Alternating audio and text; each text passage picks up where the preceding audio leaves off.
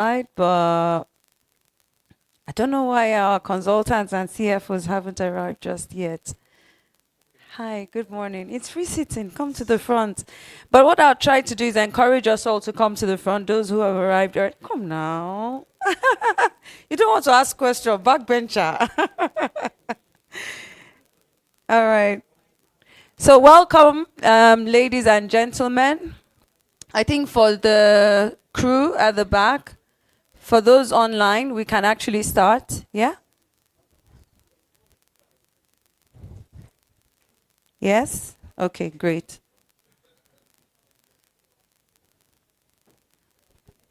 Okay.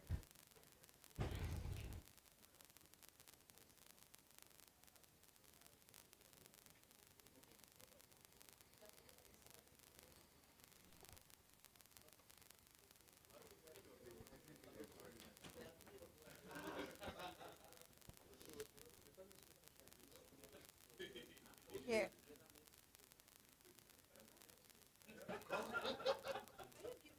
Like a 10, 15 minutes allowance for it's even because of me, I was saying that we should give some more time so you can settle down and access because he's trying to post some things on social media. Talk to him, ask him.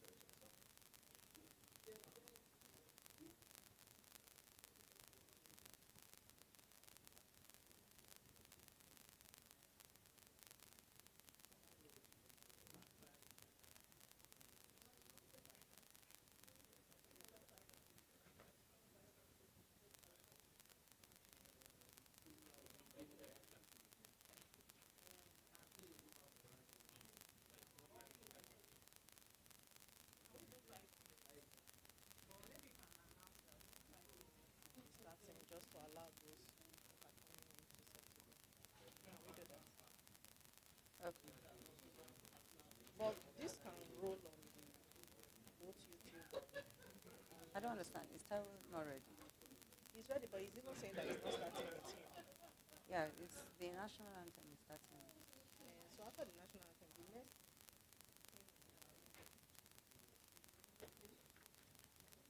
will be the welcome and national. Okay. So we are here. Overview of the event. That will be you, right? Okay. All right. He comes in here. Yeah. Okay. So put all this on the short now. 8 minutes would have been done. No? What exactly is the issue? There is no issue. I just wanted everybody to settle down. That he's ready.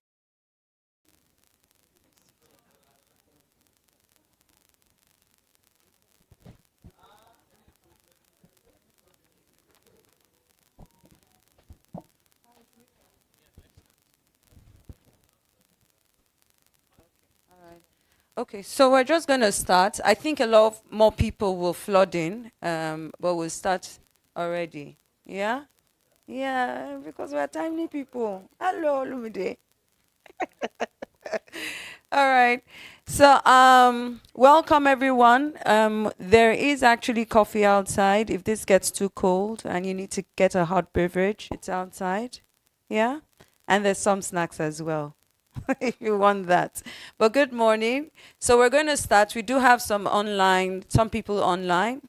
And to start off, we will take the national anthem. Yeah?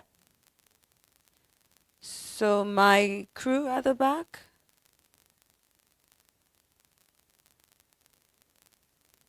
You want to roll that?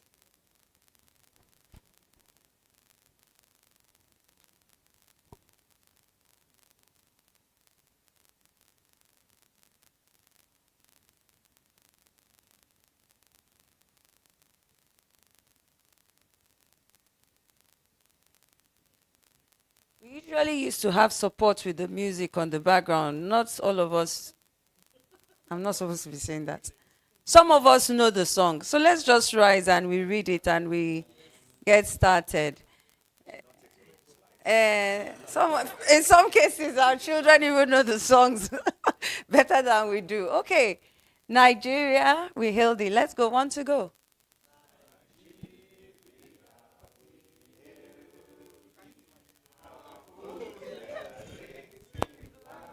land, though tribes and tongues may be.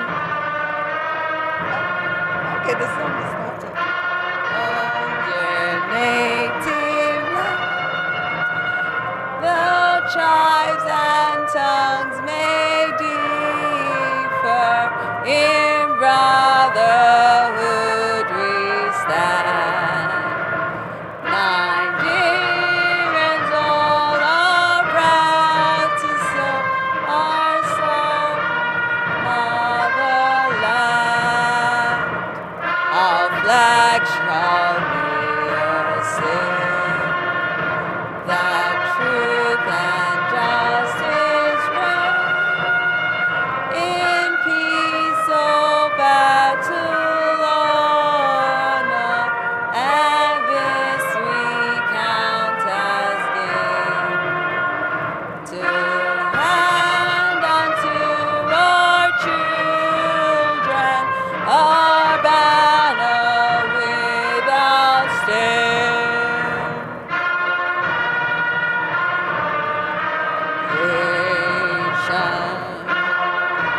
Someone request, help us to build a nation where no man is oppressed, and so with peace and plenty, Nigeria may be blessed. Woo! Thank you, guys. It's such a powerful anthem. I felt I should record my album already while I was singing. I think I have a second job already. So, guys, welcome once again. Today's session is one of the many stakeholder sessions that we've been having. I think this is focused on consultants and CFOs. And our agenda is right there on the screen. A short one, but the hope is that we will have highlights of the tax reform bills. That's the focus here. We've seen the bills come out, and I think there's a lot to just unpack from those bills. So this is what we'll be looking at. Other reform proposals. Then by 12 p.m., hopefully we go into discussions, chats with Taiwo while he's here, and then have our Q&A, and then we go into lunch finally. In terms of the critical discussion points, is what you have here, looking at the socio-economic context, and then going into all of the tax reforms that have been proposed so far. Some of them already have come into bear, like the withholding tax regulation, and then we'll look into each of these bills, yeah? And we absolutely want to get a lot more proposals as we go through this session. So it's intended that this will be very engaging. And to take us through this, I'd like to welcome the chairman of the Presidential Tax, how did you say it? Presidential Fiscal and Tax Reform Committee, Taiwo Oyedele. Thank you, guys. Welcome, Taiwo. Yeah. Thank you, Siri. So even members of our committee do get the name wrong. So it's a long name. Good morning and welcome. So this is the first of this last phase of engagements we are having. So we had some engagements at the beginning to tell our stakeholders about what we're trying to do. Now we are having this engagement to discuss the tax bills. They've generated a lot of interest, which is understandable. And we thought that our most knowledgeable stakeholders are the CFOs and the tax consultants. So if those stakeholders don't understand what we're doing, then nobody would understand. If those people understand the reforms, they will help us educate others. That's why we've dedicated this session to CFOs and tax consultants.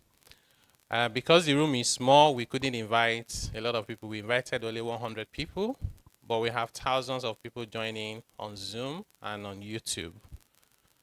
So we'll try and accommodate those who have joined us online in terms of their comments and questions.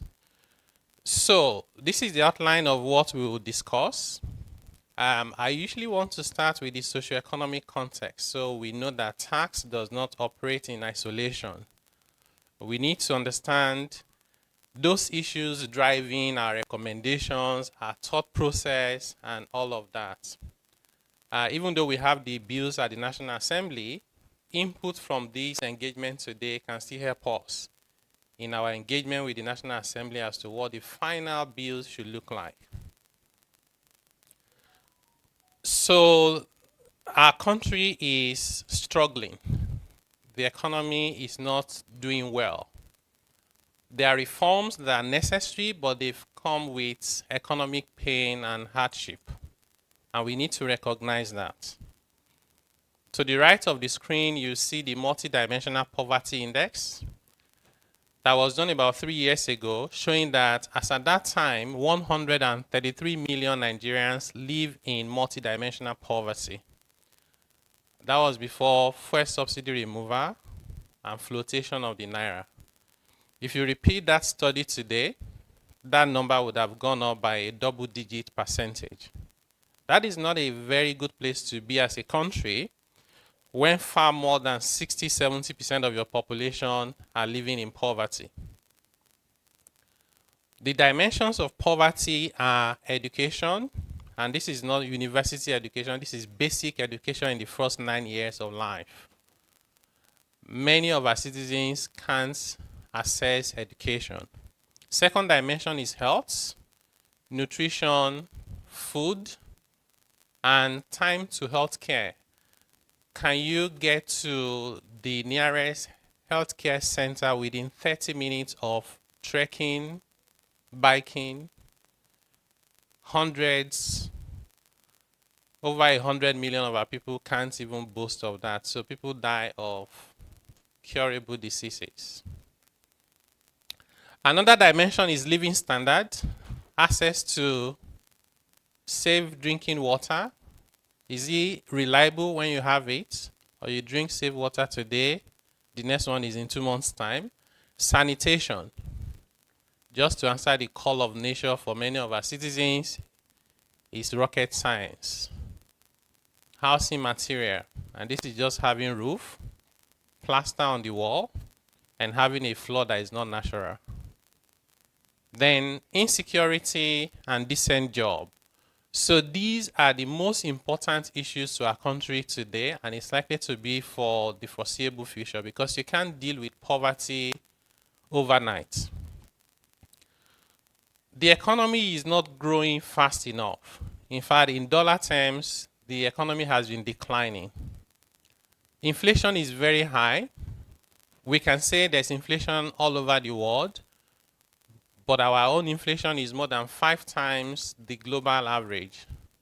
So which means beyond what's happening globally, there are issues we must deal with that are peculiar to Nigeria, and some of them are structural issues.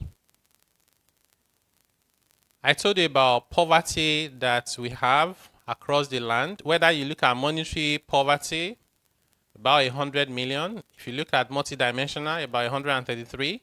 This is even about 3–4 years old data. Government revenue is low. Public debt is high, as well as how much we're spending to service the debt. Was as high as 96% in 2022, came down to 74% last year. We expect it should be less than 74% for 2024, but even at 50%, you should still be concerned. Why should you be spending about half of your revenue just to service debt? We know interest rates have been going up because the CBN is trying to fight inflation, so that's adding to the numbers for 2024. Otherwise, 2024 would have been a lot more decent. Investment in our country is declining. In the whole of Q2, Nigeria attracted 29.83 million, not billion, so that's not an error, $1 million for the whole country. And I saw a report about 2 days ago saying that we have all-time low investment in our stock market, foreign investment I mean, in our stock market. So this figure should be billions, not million. And I do believe that FDI, foreign direct investment, is a better indicator of confidence in an economy than FPI. Because foreign portfolio investment, I'll do my calculations, is 6 months save, 1 year save, I'll come in and get out. But foreign direct investment is how people tell you we're here for the long haul. We believe in this economy. So we need to bear that in mind. Immigration, people who are leaving and relocating, and that has slowed down, not because people no longer want to leave, it's just more expensive to leave than previously. And many of the places that people like to relocate to are also not smiling. So people are having a second thought. But to the extent that the issues that are driving people to want to leave haven't been addressed, then we ought to take it very seriously as part of policy formulation. Divestment, we've seen companies that have exited. We've seen those that have scaled down. From 5 plants, they are down to 2. Those who have 1 plant, they are down from 60% capacity utilization to 40. So we've seen that. We've seen Nigerian businesses closing down. Manufacturers Association of Nigeria has some numbers that are concerning. We know there are new businesses, but we know overall this is not the direction we want for our country. But also to make sure that we are not living here with the impression that everything is negative. Because on the average, Nigerians tend to amplify what's not working about their country more than any other country that I know of. And we play down on whatever is working.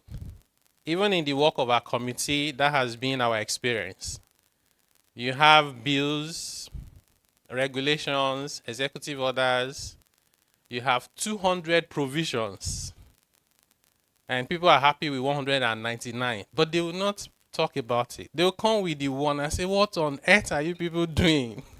Say, well, at least say that the 199 are okay. Otherwise, our principals, whether it's the president, whether they're the governors, whether they're the lawmakers, will write on the back of the one that they hear that people don't seem to like and say, maybe we don't need these reforms anymore. And people tend to just say the ones they like quietly. So that is the reason why I thought it would be nice to also put on a slide what we see as where we are as a country. What is it that is not working or you call work in progress? And what is it that is positive that we need to do more of? Number one is the exchange rates. Naira needs to recover. So personally, I take the view that you can't even stabilize at 1.6 or 1.7 and begin to celebrate it. It's nothing to celebrate. We did some analysis and looked at the exchange rate of the Kenya shillings to the US dollars, South African rand to the US dollars, and Naira to the US dollars 10 years ago and today. And guess what? Naira has depreciated against the USD 6.5 times faster than both Kenya shillings and South African rand. And when we looked at the value of import to GDP and export to GDP, those 2 other countries were not doing better than Nigeria.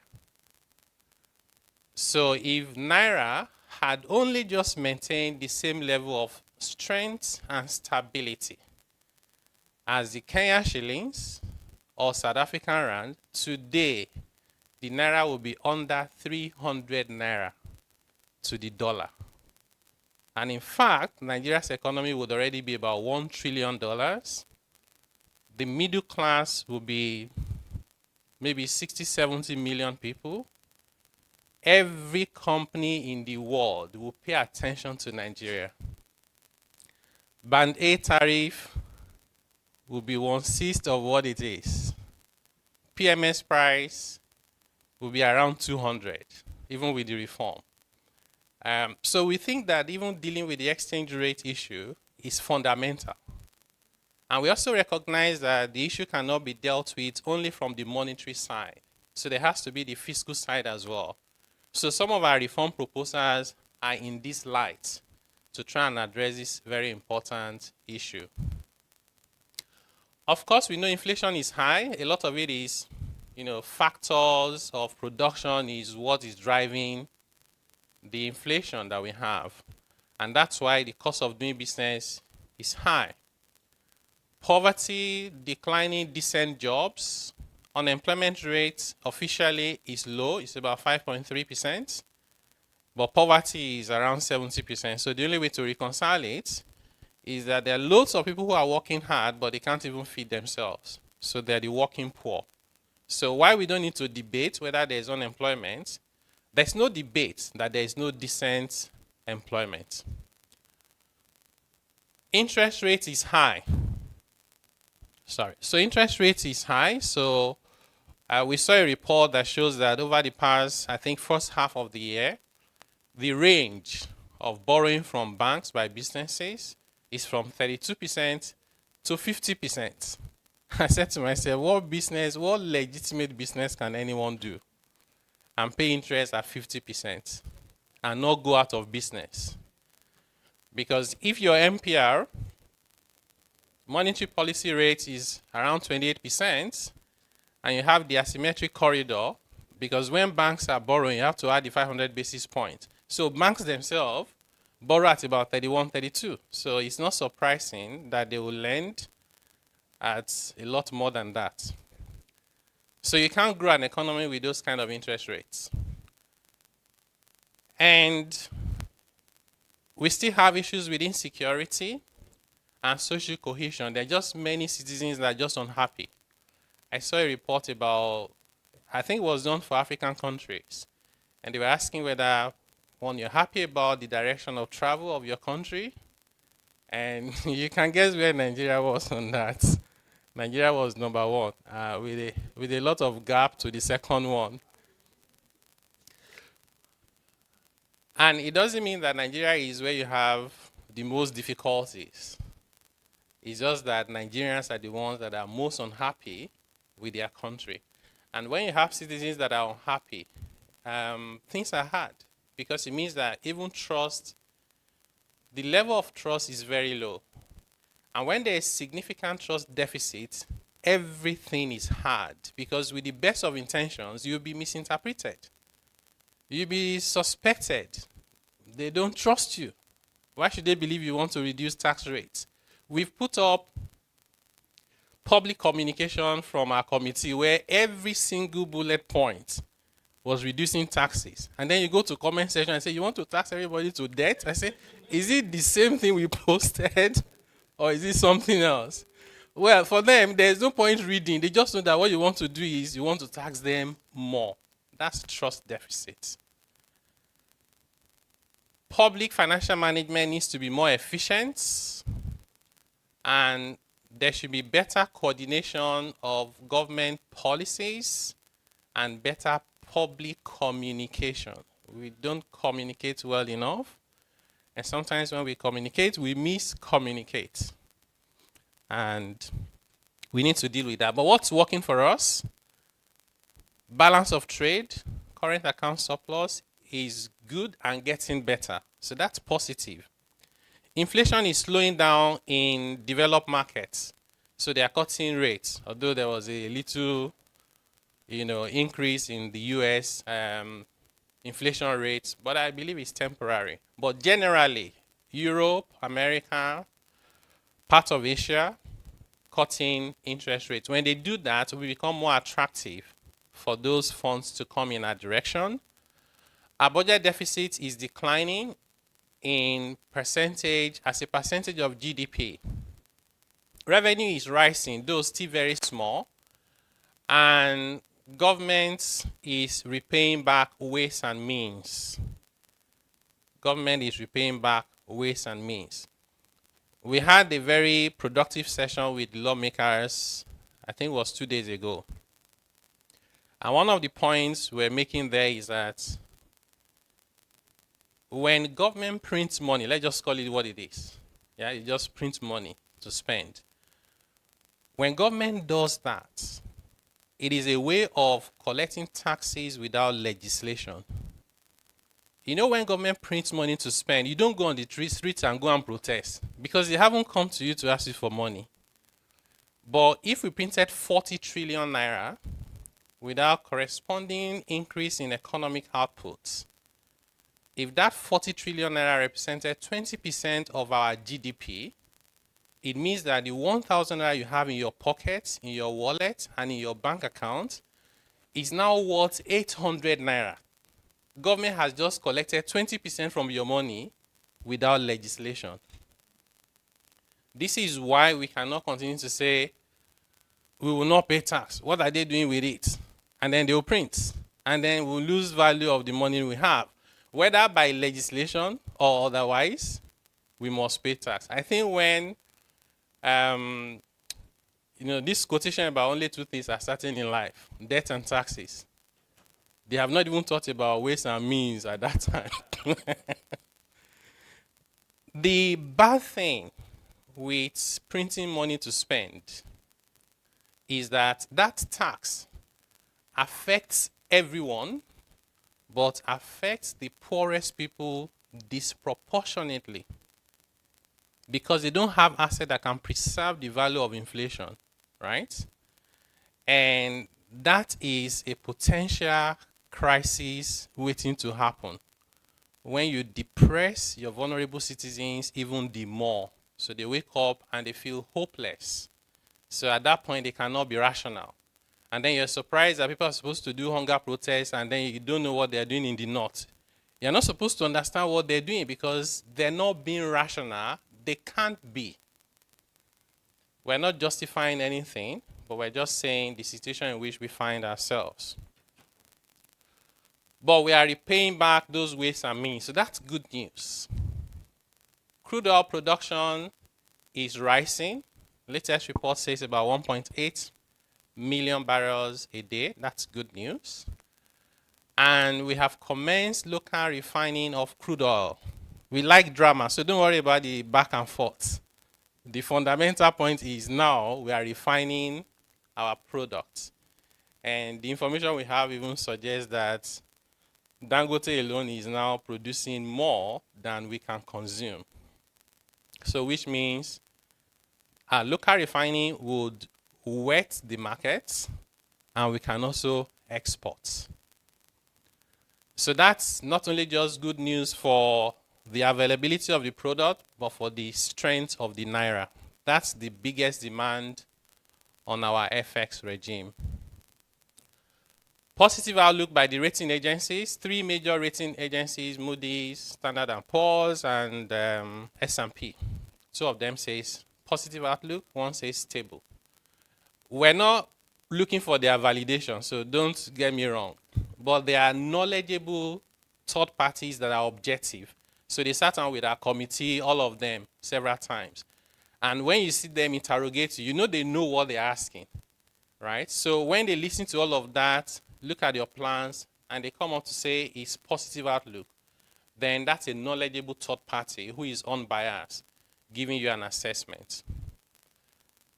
An improvement in capital flows, especially foreign portfolio investments, is getting better. So overall, good news is that we have more greens, if that counts for anything, than the work in progress. So let me quickly tell you about the work of the Presidential Fiscal Policy and Tax Reforms Committee. I don't think there's anybody in this room that is hearing about this committee for the first time. But just as a reminder, so this committee was set up by Mr. President and inaugurated in August 2023. We're given three broad mandates around fiscal governance, which is look at our country's finances, revenue, spending, borrowing, policies, monetary, fiscal, trade, coordination, not only just within federal government, but across subnational. Fiscal limits, are they appropriate? What should be debt to GDP, debt service to revenue, and so on and so forth? And how do we ensure that they are respected? And if they are not, there should be consequences for them not being respected. So that's the first mandate, fiscal governance. I know that if you go on the streets and ask anybody if you're lucky and they know about this committee, they'll say it's to raise taxes. And we've said these are our mandates many times, but this is raising taxes. So the second mandate is revenue transformation. It has 4 sub-components. Number 1 is tax. For tax, the objective is actually to reduce the burden of tax and collect more by closing the tax gap. Our data suggests that the tax gap in Nigeria is about 70%. In other words, what we are collecting today versus what we could be collecting today, not tomorrow, has a gap of about 70%. That gap has 2 sub-components. The first one is compliance gap. Under declaration, tax evasion, or just not showing up with maybe you have not even registered for taxes. Compliance gap is about 50% out of the 70. The remaining 20 is the policy gap.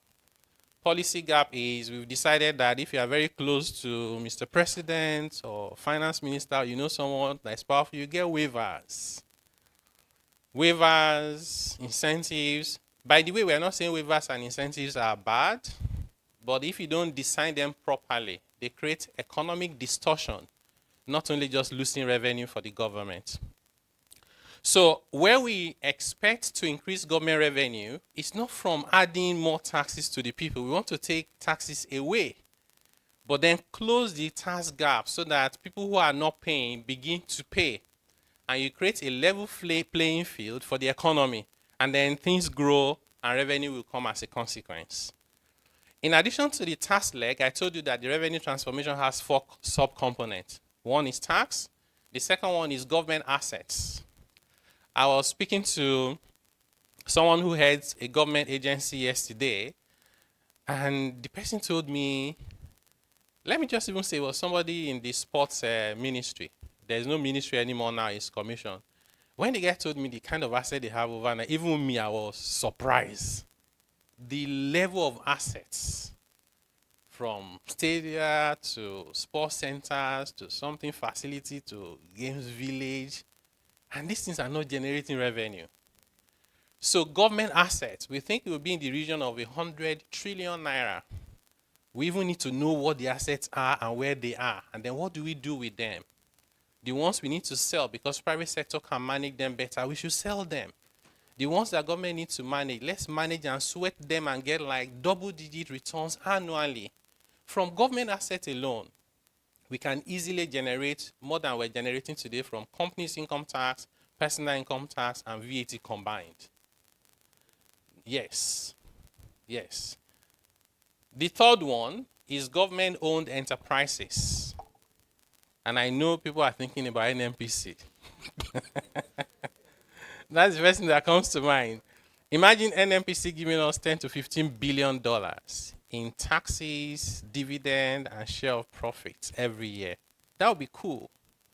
It's not only NNPC, but that's the biggest. And the number 4 is natural resources, oil, gas, solid minerals. A lot of potential. To be honest, Nigeria has absolutely no business being a poor country. We have everything. We just need to make sure they work for us and for the generality of the Nigerian people. So that's the second mandate, okay? I said the first one was fiscal governance. Second one was revenue transformation. The third one is the one that excites me the most, is economic growth facilitation and competitiveness. Put differently, how can we all grow together? What are those bottlenecks and impediments that is making it difficult for a small business to become medium-sized to be large to become multinational? Why don't we have Nigerian businesses today in 10s and 20s earning billions of dollars globally? Why not? Why is even NNPC not global by today, with subsidiaries in like 15 countries? So those impediments, we sat down with various stakeholder groups, including exporters, who are thoroughly frustrated just trying to get anything out of the country. Identifying those impediments: over-regulation, regulators' overreach, multiple taxation, bureaucracy, the list is long. When I speak to some investors, And this was an experience I didn't have before because I was in the private sector. You are speaking to investors and you are thinking, they sound like people that have been held hostage because they feel helpless, like we're going through this. Nobody is listening to us. Can you help? We did nothing wrong, but somebody said this need not follow this. One company came and said that they said this is their product, they had not received an approval, so they should recall everything. I said, but what's wrong with the product? They had written, waiting for certification. People who want to export need to go through more than 20 processes that last about 2 months, and you need to pay at every stage. Those certifications and permits are not needed anywhere, but Nigeria wants to do it so you can export. So those issues are things we must address as part of growth and competitiveness. So our committee was constituted intentionally to be very diverse and inclusive. We had over 80 members and over 45, actually over 50 people in our secretariat. It wasn't physical. So you won't find one big office. For people that have been to my office in Lagos, say, this is your office, eh? My office is the size of this table. And I said because we want to lead by example. If we're saying that we need physical discipline, then we should not be wasteful. We did all the work we did without going to any country to understudy them physically, right? And we've understudied many countries. Zoom was doing the magic for us. Send questions, set up a meeting, discuss it, do follow up, instead of carrying 20, 30 people to go to the UK to go and understudy. So in constituting our team, we're very intentional. So we have people from all the geopolitical zones. We have good representation by gender and youth. We have 45 undergraduates from 22 universities across Nigeria that work with us in our secretariat. We give them research to do. So in the process of doing research, they take more interest and they sit at our meetings so they can also contribute, right? So that we're able to get the perspective of the young people. And the way we did it was, for the 22 universities, we did a competitive selection process, took the best male and best female. So 2 in 22 places is 44. And then there's Orire, who is the star girl that we took to the president during inauguration. That's how we got 45. So a couple of those students are also here with us today. Then we have over 20 government institutions represented, from customs to justice to trade, and the list goes on. Then revenue authorities, we have 6 from the 6 geopolitical zone, and then we have the FRS. And the customs service is also represented. The organized private sector, well represented, from Manufacturers Association of Nigeria to chambers of commerce like SCCI, and small business association are well represented. We also have professional bodies, ICANN, CITN, ANAN, MBA, very well represented. They were officially represented by their president, but of course what that means is they can always mobilize those resources in bringing submission to us. We have the Big Four accounting firm represented, and a few medium-sized and small firms also represented, so we can get that broad perspective. And then there is the civil society. So this was a very representative committee, which is one of the points we are trying to make, so that nobody will say, some people from the Southwest sat down and wrote the bills. No, there's nothing like that. It's well inclusive.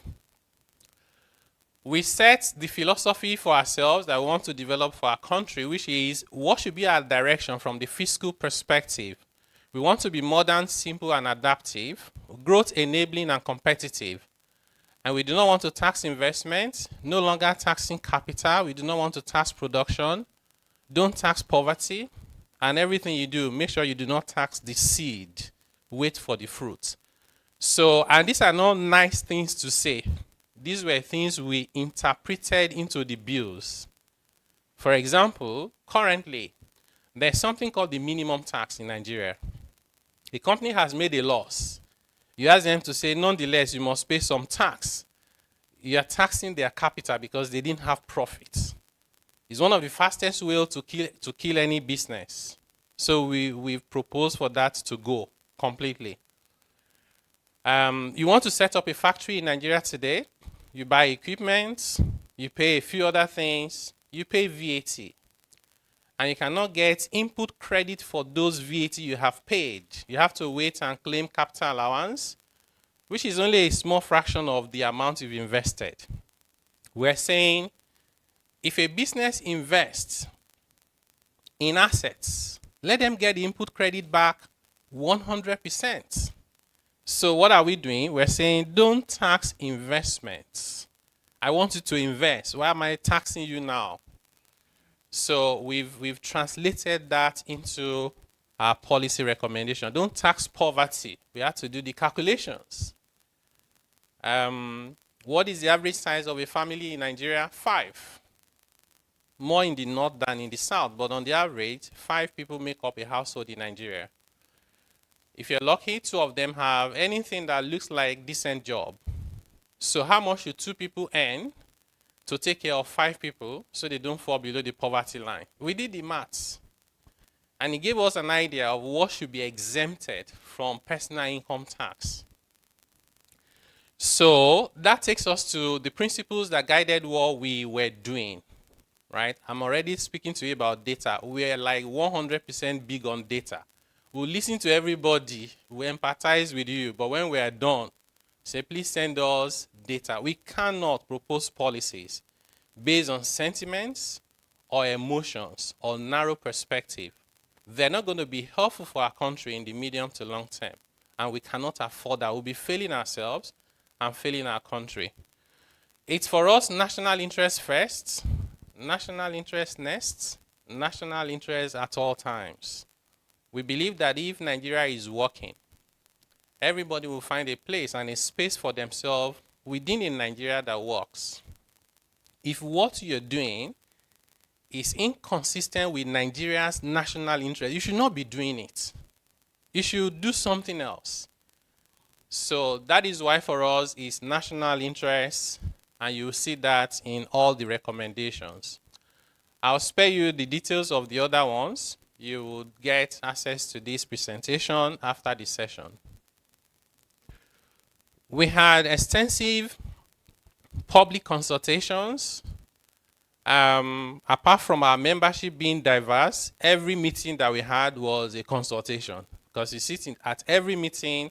By the way, that large membership that we had to break up into 5 subcommittees. So we worked in subcommittees. We were meeting every single day, sometimes till late. This is one of the joy that I have as a Nigerian. And I'm saying this with a sense of responsibility. I do not know of any other country that I've been to or that I know of in the world where their citizens are so ready to make sacrifices for their country. So I always say that people have to make a distinction between the fact that many Nigerians don't like their government, but they love their country, and they're not the same thing. So that is why someone will leave their jobs, right, and commit time to reforms without asking for anything. And then it doesn't matter that they might go on Twitter the following day and complain, right? It's their right to do that. They're not happy with where the country is. I'm not myself. So, but Nigerians love their country. And that's a good thing. So we have a lot of engagements. People submitted memoranda. We received submission from every single state in Nigeria. Even us were pleasantly surprised. All 36 states and FCT, we got submissions from every single state in Nigeria that went into the work we did. We had sectoral engagement with about 40 different sectors: fintech, telecommunication, SMEs, farmers, Nigerians with disability, Nigerians in the diaspora. We learned a lot from the Nigerians in the diaspora because it was a very good way of getting experience. Like, where you are, how do you deal with your taxes? And they shared the experiences with us, which was very useful. So we are grateful to them. if any of them have joined our session today. We had investors meetings, we had publications, press and social media. We had engagement with government from lawmakers. We had a retreat with the Senate, House of Representatives. We had sessions with Governors Forum, with the National Economic Council. We had different ministries and ministers, of course, revenue services, other agencies and government-owned enterprises. And in some cases, we set up joint committees because we wanted to walk through the details of our recommendations.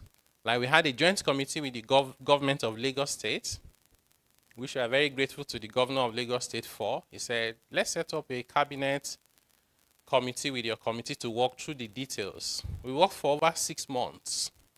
Ministry of Trade, Industry and Investment is another major one where we had to set up a committee to walk through the details. So we had a few of those. Then we have the international community, right? But don't get this wrong. Nobody is dictating anything to us. We're not being arrogant, but we're just too good not to know what we want. But we can learn from others so we don't repeat their mistakes, and though we don't reinvent the wheels. So, and I have to say, we receive more than we expected in terms of support, whether it's from the Bretton Woods institutions, UNDP, African Development Bank, government of the UK, EU, United States, portfolio managers, rating agencies. We had engagement with all of them, and they're very supportive even up till now. Other things were around surveys. We conducted inquiries. We had loads of people volunteer to work for our committee for free. Loads of people, hundreds, with different skills. When you go on social media and you see comments, you see most likely more than half of it is abusing us and cursing us. We don't take them personal. We just skip. But if we read and there's something meaningful, we pick the message from those comments. So even comments on social media fed into the work that we're doing. And then we use publicly available information as well. So what did we find out? Let me tell you a few of our we call them fiscal findings from all of this work that we have been doing. First one is maybe common knowledge, but putting it into data. Nigeria is running on a low budget. The entire budget of the federal government and all the states with their local governments, including the amendment to the Appropriation Act to add 6.2 trillion for 2024, is 35.2 for the federal government, 16 trillion for all the states. Total is 51 trillion. Convert to USD is $32 billion. $32 billion is the size of the budget of Kenya, 54 million people. It's less than 1/4 of the budget of South Africa, $130 billion for a little over 60 million people. Even by African standard, we're significantly underperforming. This is not even our revenue, it's our ambitious budget. This budget is not sufficient to cater for transportation infrastructure in Nigeria. Just trying to fix roads, maintain them, do rails, maybe a few airports. This amount is not enough. Corruption is a problem in Nigeria. Waste is, right? I'm not playing down on those. But even if you eliminate those 100%, you have $32 billion, including borrowing. That's all you can spend for more than 200 million people. There's a fundamental problem we must address. How do we get this number to be 150, 200 billion dollars, not 32? That's where we need to get to. And that's why for us, it's not incremental progress with revenue, 15%, 10% over last year. No, it's transformation. And the only way that can happen is to allow the economy grow, because you cannot give what you don't have. If I'm poor, it doesn't matter how effective your enforcements are. You just can't get anything from me. But if I have a little bit of money to give, maybe with enforcement, I can pay you some taxes. What else did we find? All revenue sources for Nigeria provide extremely low yields. Nigeria has 8 major sources of revenue, and they're on the screen. Those are the 8 major sources of revenue: personal income tax, property tax, stamp duties, VAT, and land. You know, interestingly, 5 of the 8 are almost exclusively assigned to states. You know, there's this debate in Nigeria of you need to empower the state more. It's not supported by data. Look at it. Personal income tax, state, right? Property between them and local government. Stamp duties, entirely state. VAT, do you know VAT is also state? Because if you take the amount derived from the FCT out of VAT, that's what the federal government is sharing. Yeah, so actually, in fact, the states are getting more than is derived from them because import VAT and international VAT in Nigeria is about 51% of the total VAT collection, right? If we decide to collect VAT as a state tax, then states will not be able to collect VAT on imports. It will be collected by the federal government. In the US, states collect sales tax, but they cannot collect it on imports. So the US government, federal government collects whatever name they've called it. It's not called sales tax, but they collect it on import. If you do that in Nigeria to make VAT the tax of the states, almost 50% of the revenue today will become the revenue of the federal government. So when I say to you that VAT in Nigeria is actually exclusively the tax of the state, I'm actually understating it. They're collecting more than their fair share. And land is almost entirely the resource of the, you know, this is next to human capital resource. The largest resource is land, more than oil and gas. This is almost entirely in the hand of states, isn't it? In the US, states own less than 10% of land. The federal government owns about 1/3 of land, and the rest is with families and private individuals. In Nigeria, it's almost 100. But what's my message here is not advocating for the federal government or the state government. No, we're putting out the facts so you know what is driving our recommendations. But beyond those 5, there are other 3. Corporate income tax, custom duties, petroleum and other solid minerals, and solid mineral, not other solid minerals. These ones are shared. These ones are given to states. So the problem in Nigeria is not to take more from federal and give to states. The problem is to enhance the yield from every source of revenue.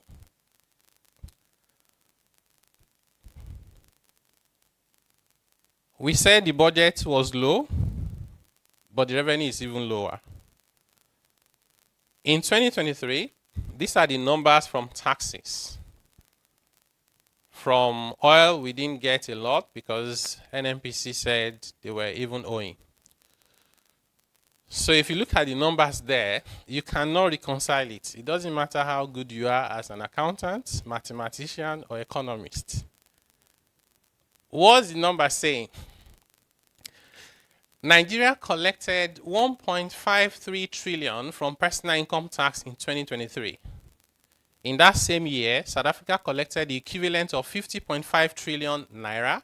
That's more than 30 times, right? About 30 times what we collected. Actually, more than that. Even Kenya collected 5.8 trillion naira equivalent. I did one small maths. The lowest personal income tax rate in Nigeria is 1%. The highest effective rate today, personal income tax rate, is 19%. Do a simple average, it gives you 10, right? Use 10% to gross up the tax we paid. It means that Nigerians said that they earned income in the whole of 2023 that was about 15 trillion naira. If you look at consumption GDP adjusted for private credits, it was close to 200 trillion. How is it that we earned income of 15 trillion, but we spent more than 150 trillion on consumption. It gives you the idea of how wide and large the tax gap is. There's significant amount of evasion. The other one that is even more telling, by the way, this personal income tax, while the rates are higher in both Kenya and South Africa, if you're a rich person, you pay up to 41%. In Kenya, you pay up to 35%. In Nigeria, the statutory rate is 24. Effective is less. But that aside, right? In South Africa, you do not pay personal income tax until you start earning more than 660,000 naira a month. Even in Kenya, you are exempted until you earn about 282,000 naira per month. In Nigeria, we tax you once you earn 30,000 naira and one. So you see, this is us trying to tax anybody and everybody we can find. Yet, the revenues are not showing. And the answer is very obvious. We are focusing on the wrong taxpayers. This huge amount that South Africa collected, 90% of it came from the top 5% of their population. In Nigeria, you struggle to find the data. Maybe it's in the rounding errors, what the top 5% have paid. The other one I want to tell you about, people say, well, but there's poverty, right? Look at it. Per capita income is 1.6 in Nigeria. It's 6,000 plus in South Africa. It's 2,100 in Kenya. And I get that. But I'll say to you that in any country where there's high inequality like Nigeria, where you have over 130 million people living in multidimensional poverty, and the average, the per capita is 1.6, it means that if you disaggregate, and I take out the bottom 150 million people, and I focus on the top 60 million people, I can guarantee you the per capita income of that top 60 million people will be very close to South Africa. So I'm trying to say that this number is not an excuse for this number. After all, South Africa has only about 60 million people and they collect that. The one that is more revealing is customs. In 2023, customs collected 3.2 trillion naira. Kenya collected 8.9 trillion naira. We looked at the value of imports. What did we import? Kenya imported $23 billion. Nigeria imported $66 billion. Nigeria imported nearly 3 times what Kenya imported and collected 1/3 of what Kenya collected. All things being equal, Nigeria Customs Service should have collected 27. They should have collected 9 times what they collected. And you can argue anything. You can argue waivers, but every country has waivers. Every country has whatever it is you want to argue. I'm not convinced. The numbers are not adding up. Anyway. And tax morale is low.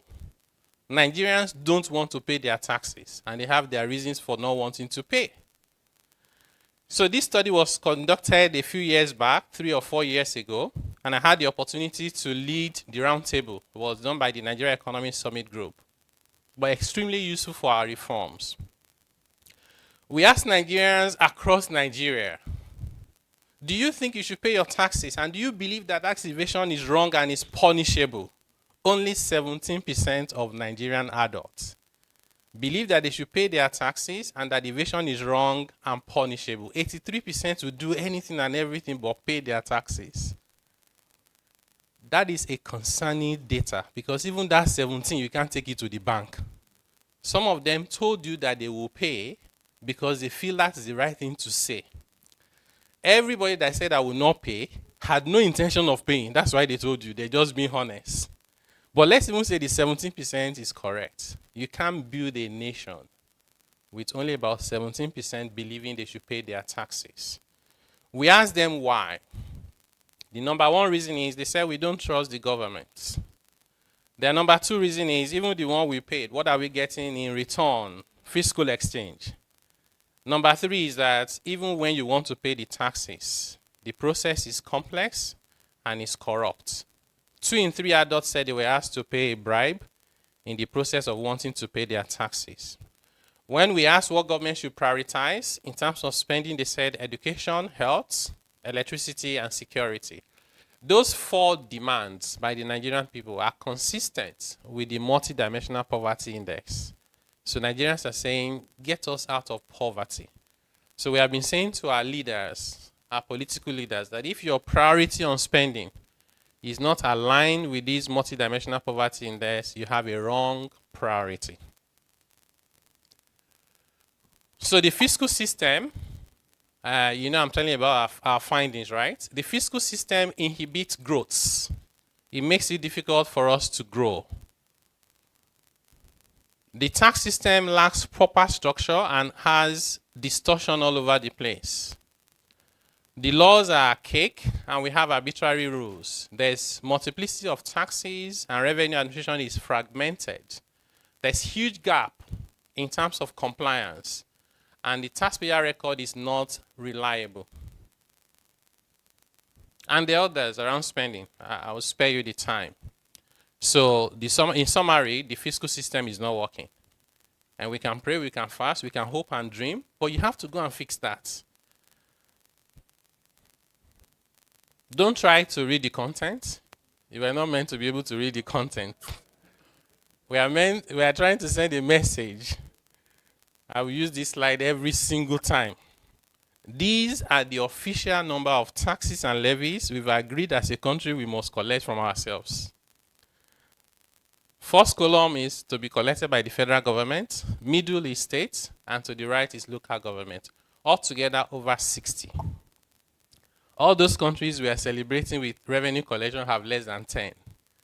Why should you have this number of taxes? Creating chaos and problems everywhere with no revenue to show for it. Isn't it the right thing to then cut down on the number of taxes? You can't keep doing the same thing and expect a different result. At the end of the 9th National Assembly, we went through over 250 bills that were at different stages at the National Assembly that they had not passed. We found 40 bills had one levy here, one tax here, 0.2%. I said, by the time they finish passing this, everybody should just close down their business. We should all pray and hope for where food will come from. It will make no rational sense to do business. We certainly cannot continue like that. So, what is it that we are proposing? Of course, our committee has a lot of work we have been doing, but emphasis today is on the tax bills. So I'll start with what is the principles around those tax bills? We want to harmonize identities of taxpayers to have a reliable taxpayer register. We want to be able to harmonize taxes so you don't have that long list. We want to harmonize revenue agencies and how we administer revenue. We want to harmonize processes and technology. Tax intelligence, how we do tax audit and reporting. And as a result of that, major principles are do away with nuisance taxes that place too much burden on your poor, vulnerable, and small businesses and yield very little for the government.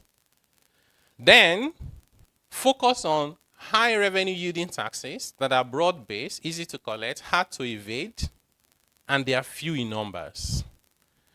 And then what else should you do? Merge any of those ones left here that are similar or impose on the same taxpayer, on the same tax base, so that you can match them and they are even fewer. And then keep the total number as a guide to a single digit. Somebody will say, where did you find a single digit? We just looked at the rest of the world. Where are they collecting taxes from? And you saw 6, you saw 5, you saw 7. So we said, let's work with a single digit, maximum of 9. And then what else should we do? Institutionalize the reform so that it's difficult for them to be reversed. We are good at reversing things in Nigeria. There was a time, I think it was during Obasanjo's time. So a contract was awarded, the contract was reversed, the reversal was reversed again. I said, we are good with reversing. So we came up with these taxes that we said Nigeria should collect. collect income tax, collect VAT, excise, stamp duties, development levy, collect customs, collect property tax, and what we call harmonized levy for local government. These are the taxes we think Nigeria should collect. All tiers of government combined. Of course, this will be hard, right? Because Constitution says they should collect more than this. So we've also sent recommendations to the National Assembly to amend the Constitution. Of course, it won't happen overnight. It will take time. But we believe that everybody is on board. Nobody has disagreed with our principles. Our approach at our committee is to always start with principles. So once you agree principles, you then work it out. So you're likely to get more people to agree with you once you agree the principles first. What is the structure of the bills that we sent to the National Assembly? We are guided by these principles of simplicity, harmonization, align your fiscal policies and tax with your economic aspirations. You cannot aspire to be the largest economy in Africa and one of the largest in the world, and then you don't allow investments. You know, that's inconsistent. Your dreams and aspirations are inconsistent with your actions. They cannot align magically. You must take steps to align them. Tax neutrality. Allow people to just do their business. Let me not spend all my intellectual ability thinking about should it be an entity registered with CAC, should it be an enterprise, should it be... So I don't want to do that. I just want to do my business. Don't allow tax to create distortion for how I do my business. It may be that the most efficient structure for me is an enterprise. I then look at the tax and say, no, maybe you should not do it. Go and do partnership. Must be taxpayer focused. Don't go and introduce 7 processes because it's convenient for the tax authority. You should focus on the taxpayer, modernize the system, efficiency of compliance, evidence and data driven, as well as global best practice. So with that, we decided that we would repeal, or at least we have no powers to repeal. We will propose that all the major tax laws in Nigeria be repealed and brand new tax laws be enacted. Because some of the laws we inherited from our colonial masters, the Stamp Duty Act is a law of 1939. How do you begin to patch and amend a law of 1939 to work in 2024? Vastly different words. So, since we know we are not a lazy people, we decided let us write the laws. Assuming you have a country brand new that is called Nigeria, and they say, what should the tax laws look like? That's exactly what we did. Okay, so we have 4 bills. The first one is called the Nigeria Tax Bill. This bill encompasses all the major taxes. Who should pay the tax? What should be the rate? Right? All those charging sections, I don't want to sound too technical. I know consultants are in the room, so they understand what I'm saying. Put all of them together in one place. So if you have seen a copy of the bill, you see part 1, taxation of companies, part B maybe is persons, part 3 might be VAT, might be CGT. We put everything together in one law. The second one is tax administration bill. How do we administer taxes, federal, states, other revenues?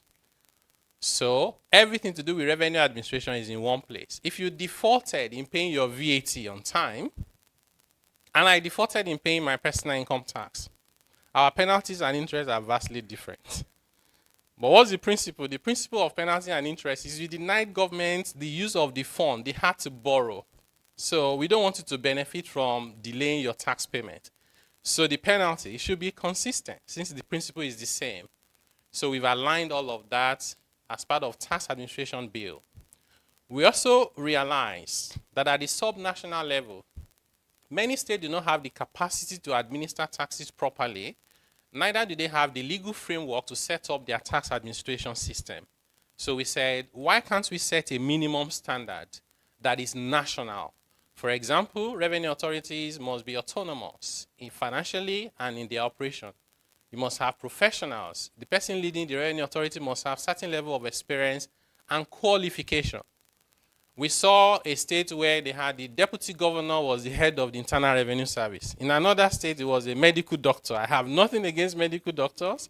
I'm concerned that the best job for them is not to do revenue authority work. And one is even worse.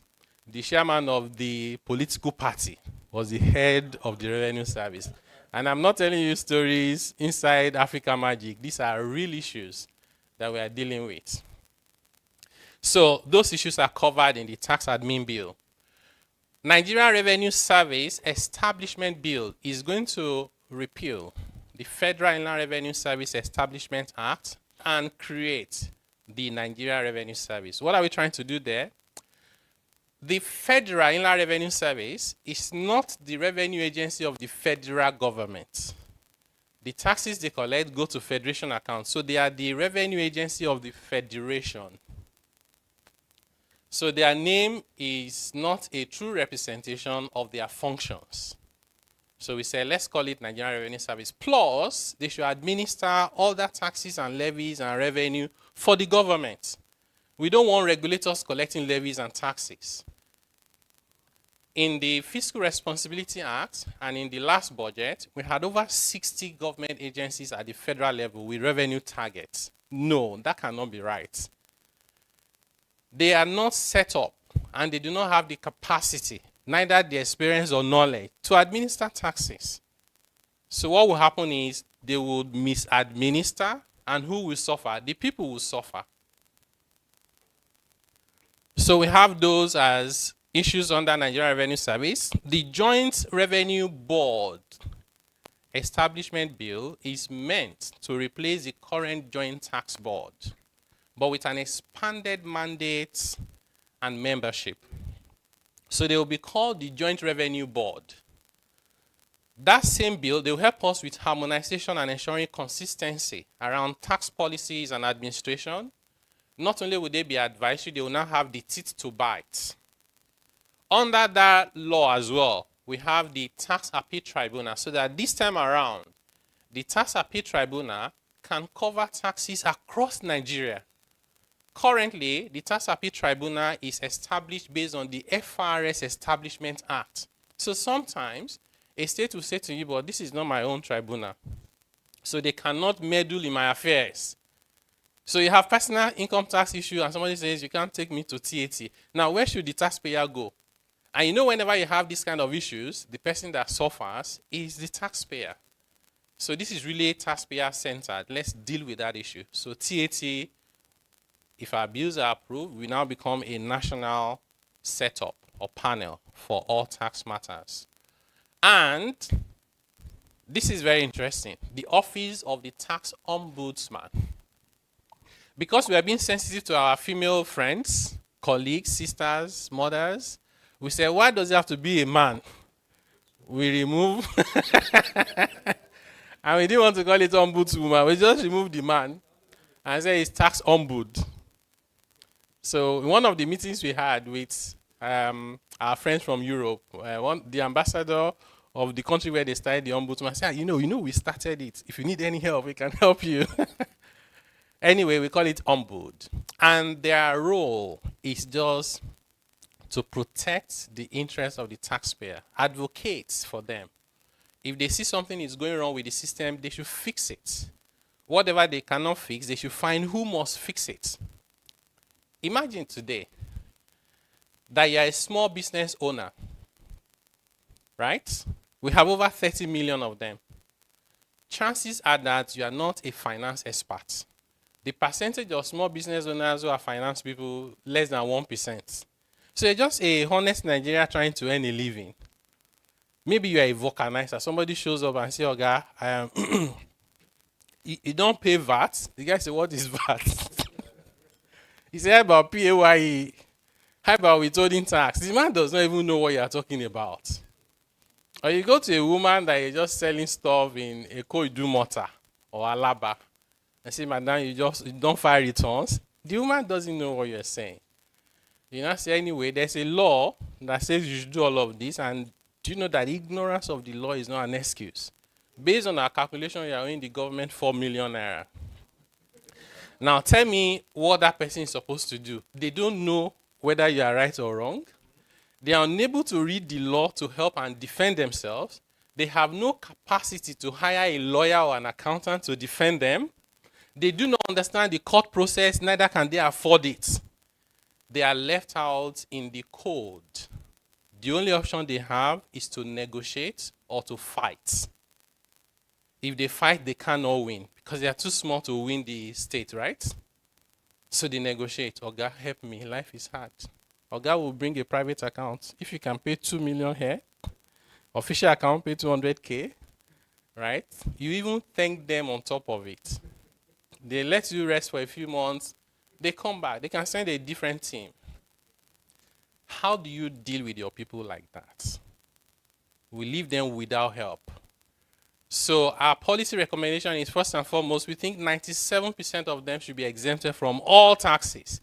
If you have been following what we're doing, you see withholding tax, don't pay. PAYE, most of them will not pay more than 70, 80K, so don't worry about PAYE. VAT, don't charge VAT. CIT, don't pay CIT. So allow 97% of them to just survive. Then the top 3% that are doing more than surviving should pay tax, right? And if they can't understand the tax system, they can hire lawyers, then the ombuds is there to help them. They don't even need to speak English. They just need to call and speak their language, right? Then the ombuds takes up the issue on their behalf. Somebody gives you an assessment and says you must pay within 48 hours or we'll close down your business. You call the ombuds, and the ombuds know that there's nothing like that in the law. So we're giving the ombuds the power to tell the tax authority to behave. And if they don't, then they will take their legal actions against them, including reporting them for oversight. So we think that these ombuds will really help us to have a system that is fair, particularly to our vulnerable citizens. So I'll quickly go through some of the specifics of the provisions, and then we take questions. So I'll be a bit fast with this because of time. On the Nigerian tax bill, this is the structure. You find 9 chapters and some schedules. So whether you're looking at issues to do with taxes of income of persons to petroleum profit operation, we've taken the fiscal provisions of the Petroleum Industry Act into this bill. We want everything to do with tax to be in just this bill alone. Don't go and set up one law for gaming and lottery. You put tax inside. Set up another one for insurance. Set up another one for banking. Set up another one for, everything you set up, you put tax inside, right? Then you have double tax relief, stamp duties, so on and so forth. What are they? The first that I want to tell you, but by the way, the recommendations are over 200 new proposals in those bills. So maybe the ones I have on the screen are about 40, 50, so we'll go through them quickly. But this is not everything. So in Nigeria, the law says you are liable to tax on your income derived in, received, brought into, accruing in Nigeria. We said that's too much confusion. Why should you tax me on income that I brought into your country if I had paid tax somewhere else? How about that? So we said let's just focus on income derived or accruing in Nigeria, which means you earn the income from Nigeria. But if you're a Nigerian company, you pay tax on your worldwide income, but we give you unilateral credit. So we don't have that currently, but you get unilateral credit for the taxes you've paid elsewhere, even when there is no double tax treaty with that other country. We eliminate minimum tax on loss-making companies or companies making very small profits, but there will be, and I know this is not popular, there will be 15% minimum tax on profit in line with the global minimum tax regime. It will apply only to large companies, turnover of 20 billion or more, and multinationals. Why are we doing that? We don't want you to take our tax base and give it to another country, because under the global BEPS, base erosion and profit shifting arrangement, if a company is operating in your country and they haven't paid up to 15%, they'll go and pay the balance in their own country. We don't want to lose money to another country. We are the ones that need money the most. So we have that 15% introduced in the law. Employment, taxation in Nigeria. So you only pay tax on your employment income if you are 1, resident in Nigeria, or the activities are partly or wholly performed in Nigeria and you haven't paid taxes elsewhere. All the other conditions we have removed. So it's just cleaner now to know whether you should pay tax in Nigeria or not. A non-resident company shall not become liable to tax in Nigeria just because they hire people working in Nigeria for them remotely. We want to compete with the Philippines that made about $35 billion from business process outsourcing. India made over $200 billion last year. Nigeria didn't even make $1 billion. We have a lot of smart people. Our English and accent is better than the Indians. And the time zone is good. Why are people not coming to hire Nigerians to work for them remotely? Because we have legal framework, including tax and regulatory, that discourage them from doing that. I'm going to say to myself, what's so special about these Nigerian people that because I hired 4 people in Nigeria, I must come and file returns? I'll go to Kenya because they allow me to do it. I'll go to Philippines. So we are saying now, also in Nigeria, we want to be competitive. We've identified those impediments and we are removing them. We have an incentive here for, this is targeted at anyone that is a tenant, but this is not intended to pay your rent for you. It's just an incentive for honestly declaring the rent you have paid. If you declare your rent with the details of your landlord, how much you paid, you get a gift from the government. No, you won't be homeless because it's a legal requirement to disclose it, right? You get a gift. And then government will not say, dear landlord, we are aware that you earn this income. Why is it not in your tax returns? Another one is that the companies that are trying to do the right thing in Nigeria are finding it harder and harder by the day to remain in business. One of the people I respect the most in Nigeria, one of the billionaires, there are not many billionaires you can respect in Nigeria. But this person is very upright. And the person was telling me that in the sector that he's operating, that more than 90% of people there are cowboys. So they are not bothered about this withholding tax of 10% because they know they won't pay anything. The day anybody shows up, they know how to manage it. But you are honest, you're trying to pay everything. But the numbers are all red. So you're going to ask yourself, if I must remain true to my values, I have to end this business. So you're going to end up with a country where only criminals are in business. So we can't afford to do that. So we're saying that if there is tax to be paid, VAT, import duties on an expense or an asset, and you have not paid correctly, or in the case of VAT, it hasn't been charged, you don't need to have paid, but you need to have been charged, you cannot get a tax deduction for that expense. If it's an asset, you cannot get capital allowance for it.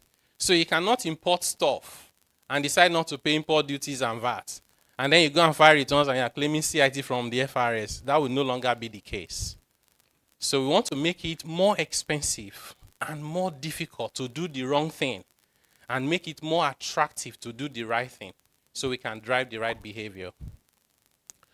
Another one is capital gains will now be part and parcel of income taxes. So if you're a company, add your capital gain to your profit and pay the rates. If you're an individual, add the capital gains to your calculation. The rate you pay will depend on the level of your income. You may pay less than 10%, you may pay more than 10%. But you would also be able to claim losses. Capital losses will become deductible, in those cases. You are exempted from any capital gains if you sell your dwelling house, because it could be that you are desperate. Otherwise, how do you sell your dwelling house? And if you sell your personal car, you also will not pay any capital gains tax. But if you are selling more than 2 cars in a year, we begin to suspect you. And say maybe you're a car dealer. Then you start paying capital gains. Then there's exemption for capital gains on shares of up to 100, so if you look at the bills, you're likely to find 100 million there. So we're planning to update it to 150 because of inflation. So about 150 million a year, you won't pay tax on it. And provided the gains you have made is less than 10 million naira. So because we want to promote activities in the capital market, do you know that Nigeria's capital market has a total market capitalization that is nearly a little under 60 trillion naira? If you convert 60 trillion naira to dollars, it's under $40 billion. And it is less than the market capitalization of the largest capitalized company in South Africa, Naspers.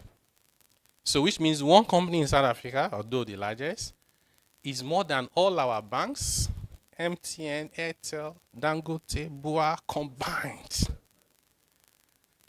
The market cap of the South African stock market is over $1 trillion. So these guys can finance anything. We can't.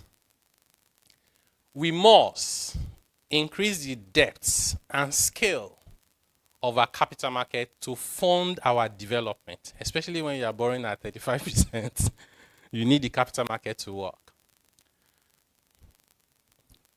We are reducing the company's income tax rate from 30% to 25% over the next 2 years. I think this one does not require any explanation.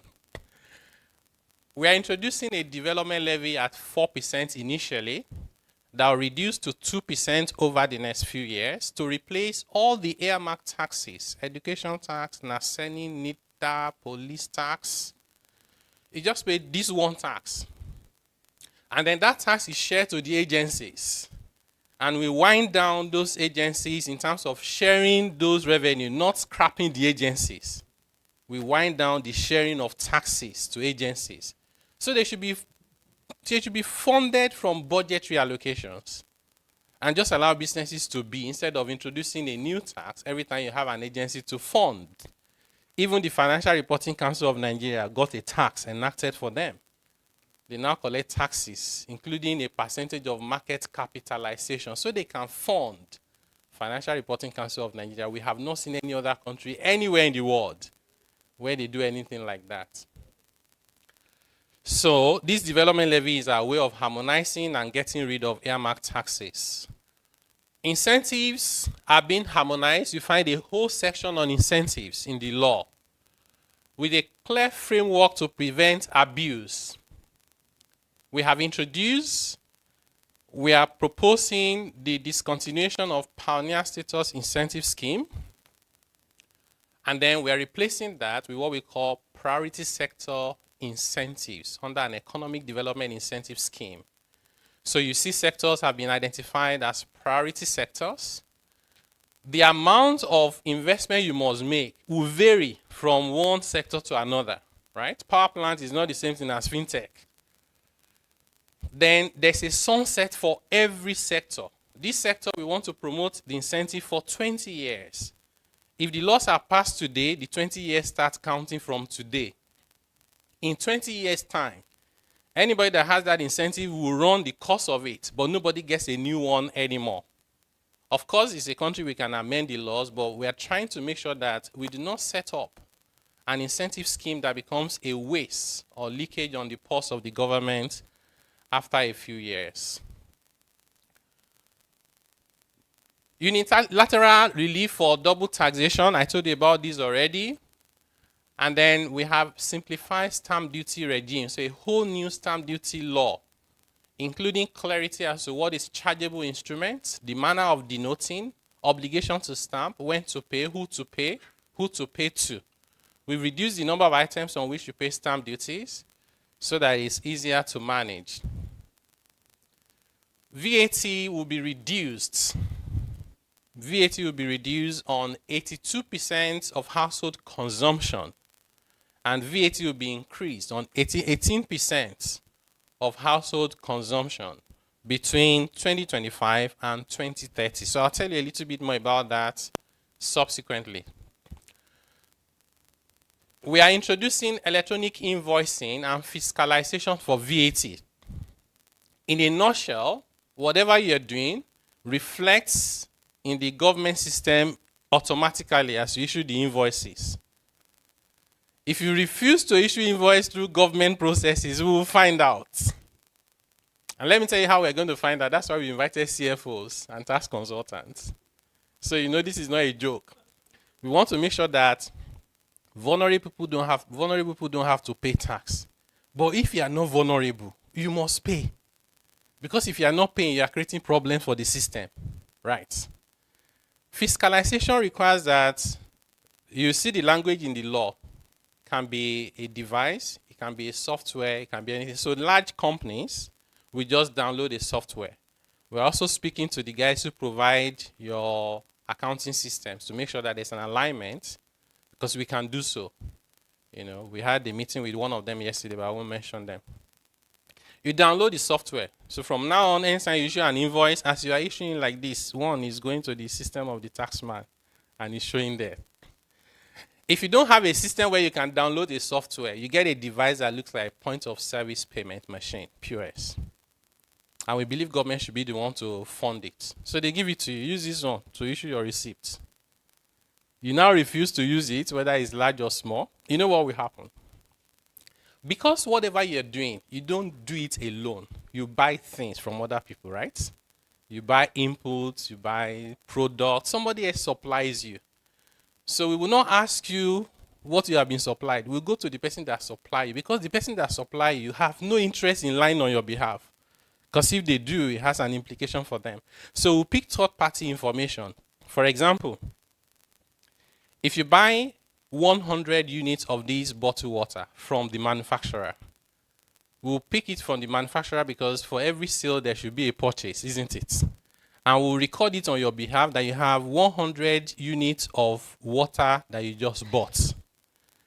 Every time you issue an invoice through the system approved by the government, if you sell one, we reduce your inventory in the government system to say now is 99 left, right?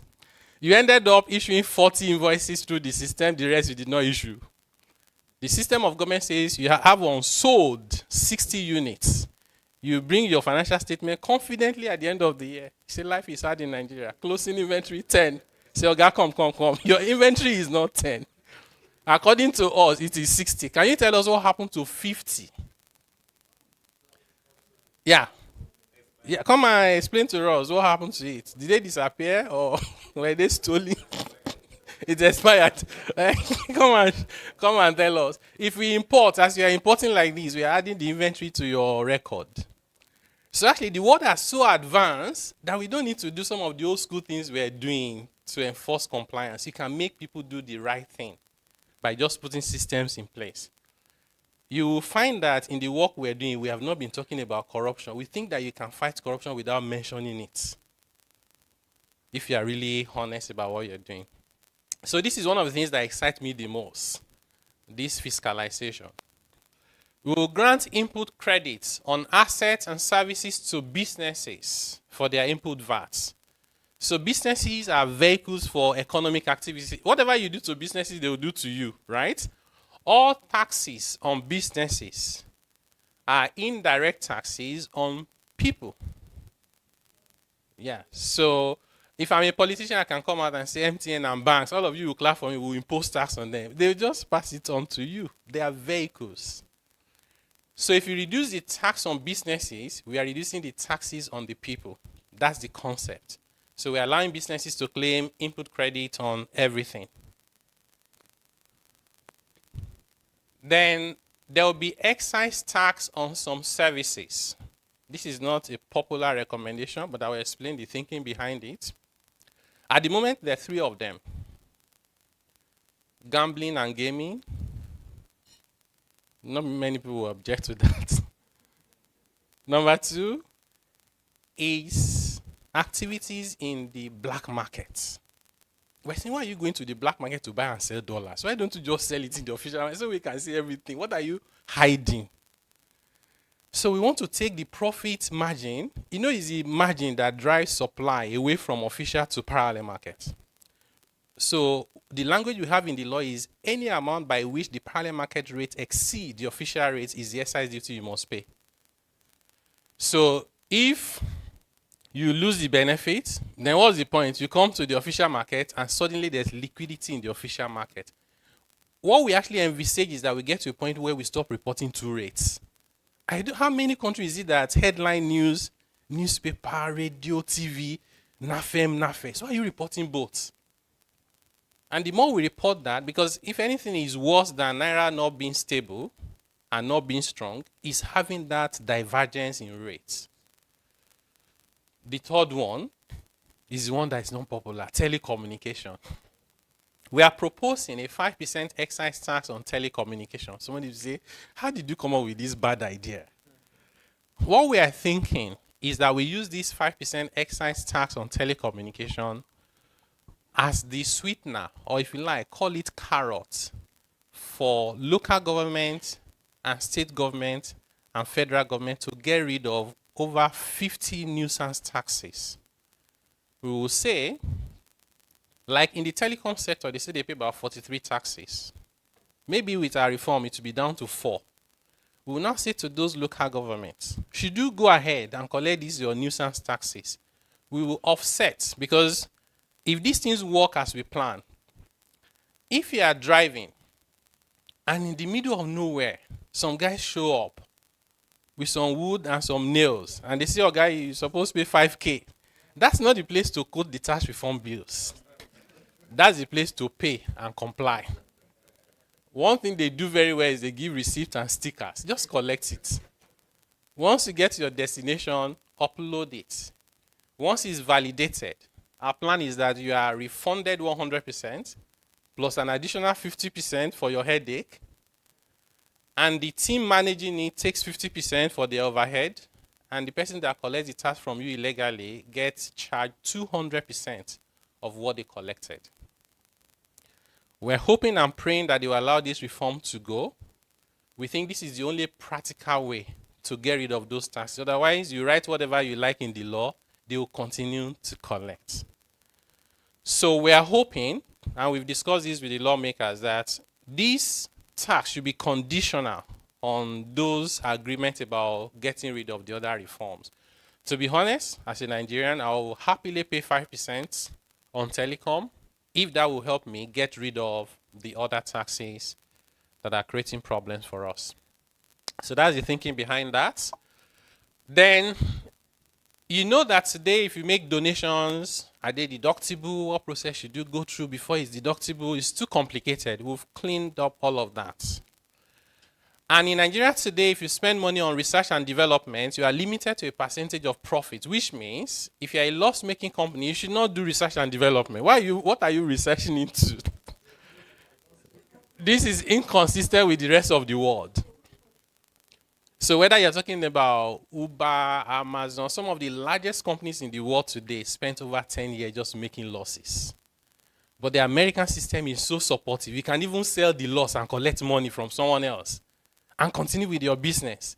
In Nigeria, you're punished for making losses. So we're changing that. So yeah, you can even do R&D even if you are loss-making. Feel free to do that. We limit it to 5% of your turnover. You know, some of us do not agree with the percentage, but we say it's good progress from where we're coming from. Less burdensome provisions for reorganization and restructuring. What we have today, you must have been together for at least 3 years. When you finish reorganizing, wait together for another. Why are we waiting? We said the business is not working. Let us move things around to gain efficiency. The more efficient I am, the better it is for the system, the better taxes government can collect. So why are we coming in the way of the businesses? So we fixed that. If you borrow to finance your business today, the law will disallow any interest you pay that is more than 30% of EBITDA. Again, that is not fair. We think that this restriction should only be applicable to related parties' loans, not general loans from unrelated parties. For free zones, the concept behind free zones is so we can export, isn't it? Come and set up here, we'll pretend that you're not in our country. Don't pay duties, don't pay anything. Just do what you're doing and export. Concept, I can live with that concept. Then we said, oh, maybe you can sell 25% to the custom territory. And then now, We say, actually, you can actually sell everything to the custom territory. Even when I realized that myself, I couldn't believe it. How did we descend to that level? People completely lack what is important for their country. They became so selfish, self-centered, and corrupt. How do you set up a free zone and it is okay to sell 100% to the custom territory? So you and I in a business, sir. Me, I got free zone status. You are not getting free zone. If I don't like your face, I'll price you out of the market because I'm not paying duties, I'm not paying VAT, I'm not paying CIT. One local government chairman came to us and I was lamenting. I said, my biggest taxpayer has become a free zone. I couldn't believe it. He said, this is a physical location, but they can no longer go there. You see people selling there. You can't collect levies from them. They said, this is a free zone. You shouldn't come there. Now, if you allow that to continue, what will happen is, if I'm your competitor, I'll spend my last dime, my last effort to get a free zone, because that's my only ticket to survival. And the more of us that become free zone, the more the taxes disappear. The more the tax revenues disappear, the more the risk that will print naira. The more we print naira, the more the economy is going down towards collapse. There was a time that Zimbabwe had, in fact, I used, in the session we had with the Heart of Rep about 2 days ago, so I brought it, I didn't remember to bring it today. I have 100 trillion Zimbabwe dollar. Is one note, 100 trillion. And as at the time I got it, it was barely enough to buy a loaf of bread. So I got it from my partner colleague in Zimbabwe and gave the guy 10 US dollars. He's still grateful till tomorrow, like 10 US dollars. I collected 100 trillion from the guy and keeping it as a souvenir. This is exactly what happens when government resorts into printing more money, right? That principle is proven 100%. The outcome is predictable 100%. You keep printing money, we're all going down slowly. We can't afford to do that. It's just too much at stake. 200 million people, where are we going to go?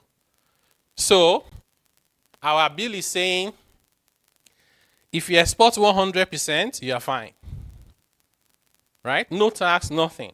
You export less than 100%, but at least 75% is exported, you pay tax proportionately on the amount that you sell to the custom territory. Should you sell more than 25% to the custom territory, maybe you should not have been in the free zone in the first place. You pay tax as if the free zone does not exist for you. This is what we have. And as you imagine, there are a lot of people pushing back. The amount of pushback I have seen. I'll write a book when I'm done. Nigeria is complex. Some of the interests you are fighting, that you're up against, it will take you months to even figure them out. They're not spoken words, but they are strong, and they are well established, and they are well resourced. Well connected. God bless you, my brother. We're increasing the exemption threshold for small businesses from 25 million naira to 50 million. And we are introducing another indicator of total assets. So if your turnover is small, but your asset is large, like you want to start exploration, like in my friend's sector. You know, these guys deal with large numbers. They may not be making they're not worried that they're not selling yet. They know selling takes time. So we want them to account for VAT, for example. Then, I like this one.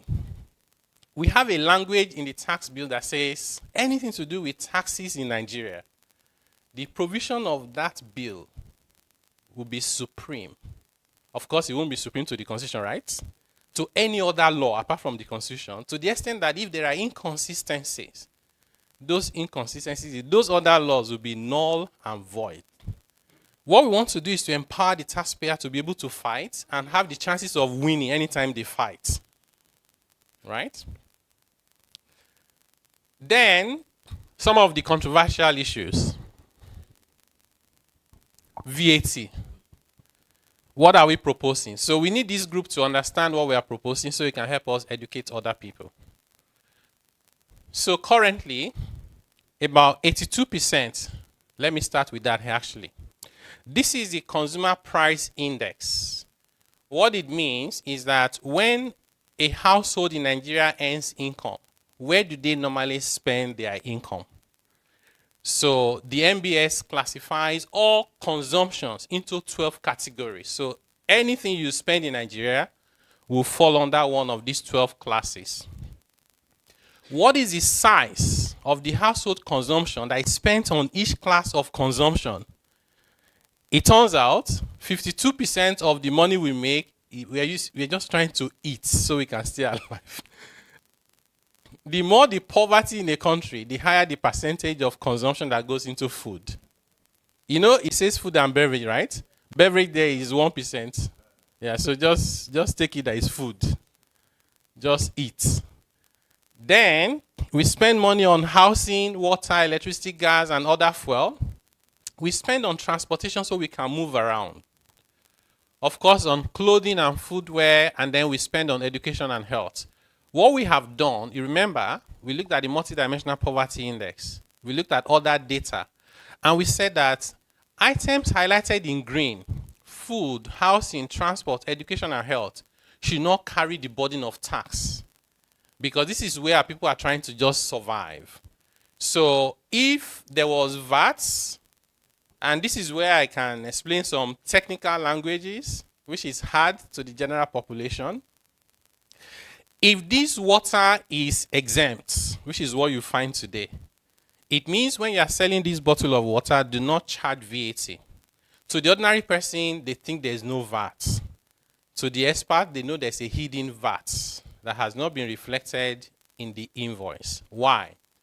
Because in producing this bottled water, I'll pay for the lid, the plastic, the labeling, and some other services, and they carry VAT. In fact, the equipment I used to manufacture this possibly was imported with VAT. When this item is exempt, all the VAT that I suffer is my business. Remember, whatever you do to business, the business does to people. So when I'm finding out what is my cost of production so I can determine my margin and selling price, I'll factor in my VAT cost. So the amount at which I'll set to you will be higher than it would have been ordinarily if I was able to claim my input VAT back. So what we have done is to say on food, and that's more than 600 items, on education, and on health, it should be 0 rated. So there's no trace of VAT hidden or revealed. So because some people have said, aren't you people being dishonest? This thing is already exempt. You are saying it's 0 rated. So what? That's why, of course, this explanation, I won't even attempt to explain it generally, because I know it's confusing. But because we have CFOs and tax consultants, they understand what we're saying. So help us explain to them. Now, those are the 3 that are 0 rated. So the others are not 0 rated because it's complex to 0 rate them, like rent, like transportation. So transportation and rent are exempt. Health, education, and food. You know, the reason why we prioritize the 3 is that's human capital development and survivor. Yeah, most important. Then, these 5 items constitute 82% of household consumption. 82%.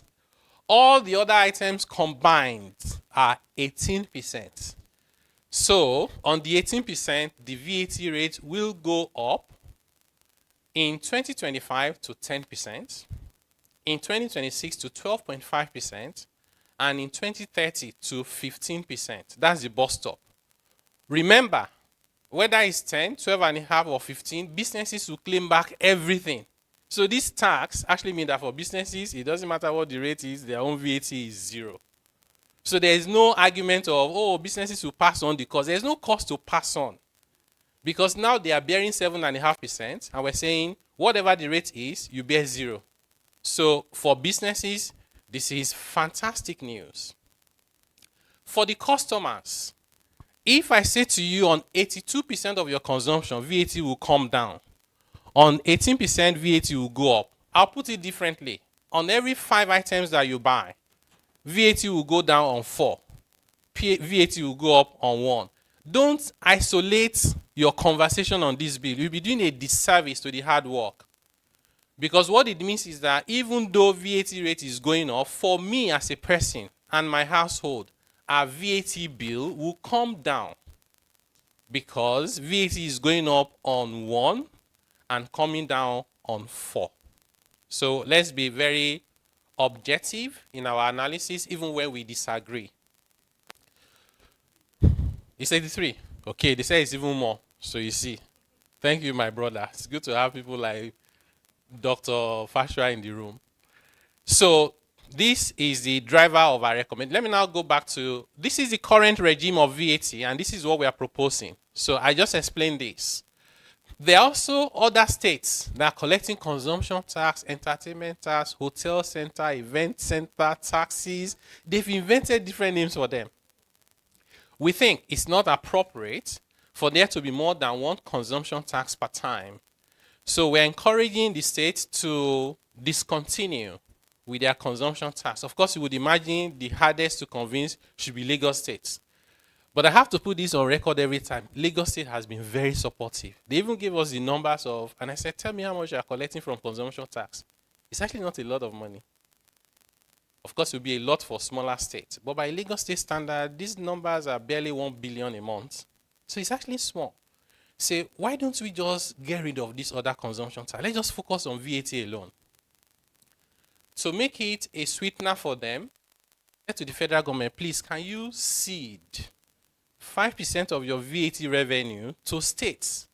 So the federal government collects 15%, say start collecting 10. Let's give the extra 5% to states. When we did the maths, based on the VAT collection trend for 2024, that 5% is going to be close to 350 billion naira. It is more than 5 times everything the states are collecting from the consumption taxes. So honestly, if someone does not agree with our reforms, they have something else in mind that they're not telling us. So the other thing is, businesses carry the burden of VAT. We've discussed that. Small businesses have smaller thresholds, so they have the burden. We've raised it. With our threshold, 97% will no longer have to worry about VAT. VAT refund takes forever. I spent over 20 years in the private sector doing consulting. I got tax refund only once in my entire career. In South Africa, you get refunds in 72 hours. Right? They proudly put the number of hours there. It's too embarrassing to put it in days. 3 days. In Rwanda, you get it before you apply. They just see your account and they see that your input is more than your, they credit you. Yeah, they just like, it must be that you are asking us to pay you, but you haven't had the time to ask. Yes. I'm extremely, extremely proud of Rwanda. They're the most impressive of all the countries, including foreign countries. Of all the countries we understudied, Rwanda Revenue Service is the most impressive. The way those guys use data is unbelievable. They even have how they categorize taxpayers. So this default payment is level A. So if you're a very compliant taxpayer, you get refund before you ask for it. And I think we can do that in Nigeria. Let's reward doing the right thing. Then we are saying under our reforms that government should pay VAT refund without an audit. You know where the biggest problem is the audit. The audit does not have beginning, does not have end. Is VAT refund you want? We ask you for withholding tax schedule, PAYE, company ledgers. What are we asking for? What are you asking us? Sometimes when you are frustrated, you now say, I apologize for asking for this refund. You can't build trust like that. So we're saying, pay refund before you find out, before you ask questions. But we also know that we can't just say everybody's honest. What we have now done is increase the penalty for making false claims. God help you, you go and do false claim. You pay the penalty, you pay the interest. The penalty is huge. So which means on your own, do your audit before you come and ask for refund. Right? You can get expert to help you if you are not sure what it is. Then exports, only goods are zero rated. So we're saying zero rate everything, services, exports, intellectual property, incorporeal, anything we are exporting other than oil and gas should be 0 rated. Then we fight evasion by using fiscalization. So this is the story of our VAT reform. How about the revenue sharing formula? I know it's really not your problem because CFOs are not bothered about how you're sharing between government is the least of the problem of tax consultants and CFOs. But it's good for you to know. Today in Nigeria, VAT revenue is shared 15% to federal government, 50% to state, and 35% to local government. In 1986, the military introduced sales tax to be collected by states. 5 years down the line, in 1991, states were struggling. They were not making any headway. The military set up a committee headed by the late former president of ICANN, Ijewere. Military said, why is this sales tax not working? Should we be thinking about VAT? The committee worked and came up with their finding and said to the government, VAT will be a better tax to collect, but only if it is collected centrally, not by states, because it has input, output, and so many complications that the state cannot deal with. So the military agreed with them, and in 1993, the value-added tax decree was promulgated. And the implementation commenced in 1994. It was collected centrally, and the federal government kept 15% to cater for the administration, capacity building, whatever you want to think about, and to give 85% to the subnational. By 1999, we have the Fourth Republic. We needed a constitution that the military had suspended. They put some Nigerians together, and those Nigerians went into 1979 constitution and replicated it. In 1979, there wasn't VAT. By 1999, we had operated VAT for 5 years, and it was becoming our top revenue yielding tax in Nigeria. But they forgot to put VAT inside the 1999 constitution because they were replicating 1979 constitution. Lawyers will tell you if something has not been mentioned in the constitution, it's a residual matter, and that is for the jurisdiction of the states. That is why Rivers State went to court. It was easy to win. Lagos State went, they won. They enacted their VAT law, both Lagos and Rivers State. I read both VAT law and I panicked because the level of danger ahead is scary. Those laws were worse than the original version of our 1993 decree, taking us back to the colonial eras. Threshold, there was no threshold. Just go and meet vulcanizer and say, okay, you never file VAT. Your tailor is in trouble, even your barber. Take the machine away. Rate of tax, input, output, everything convoluted. And these are like the two most resource states in Nigeria, already getting it wrong.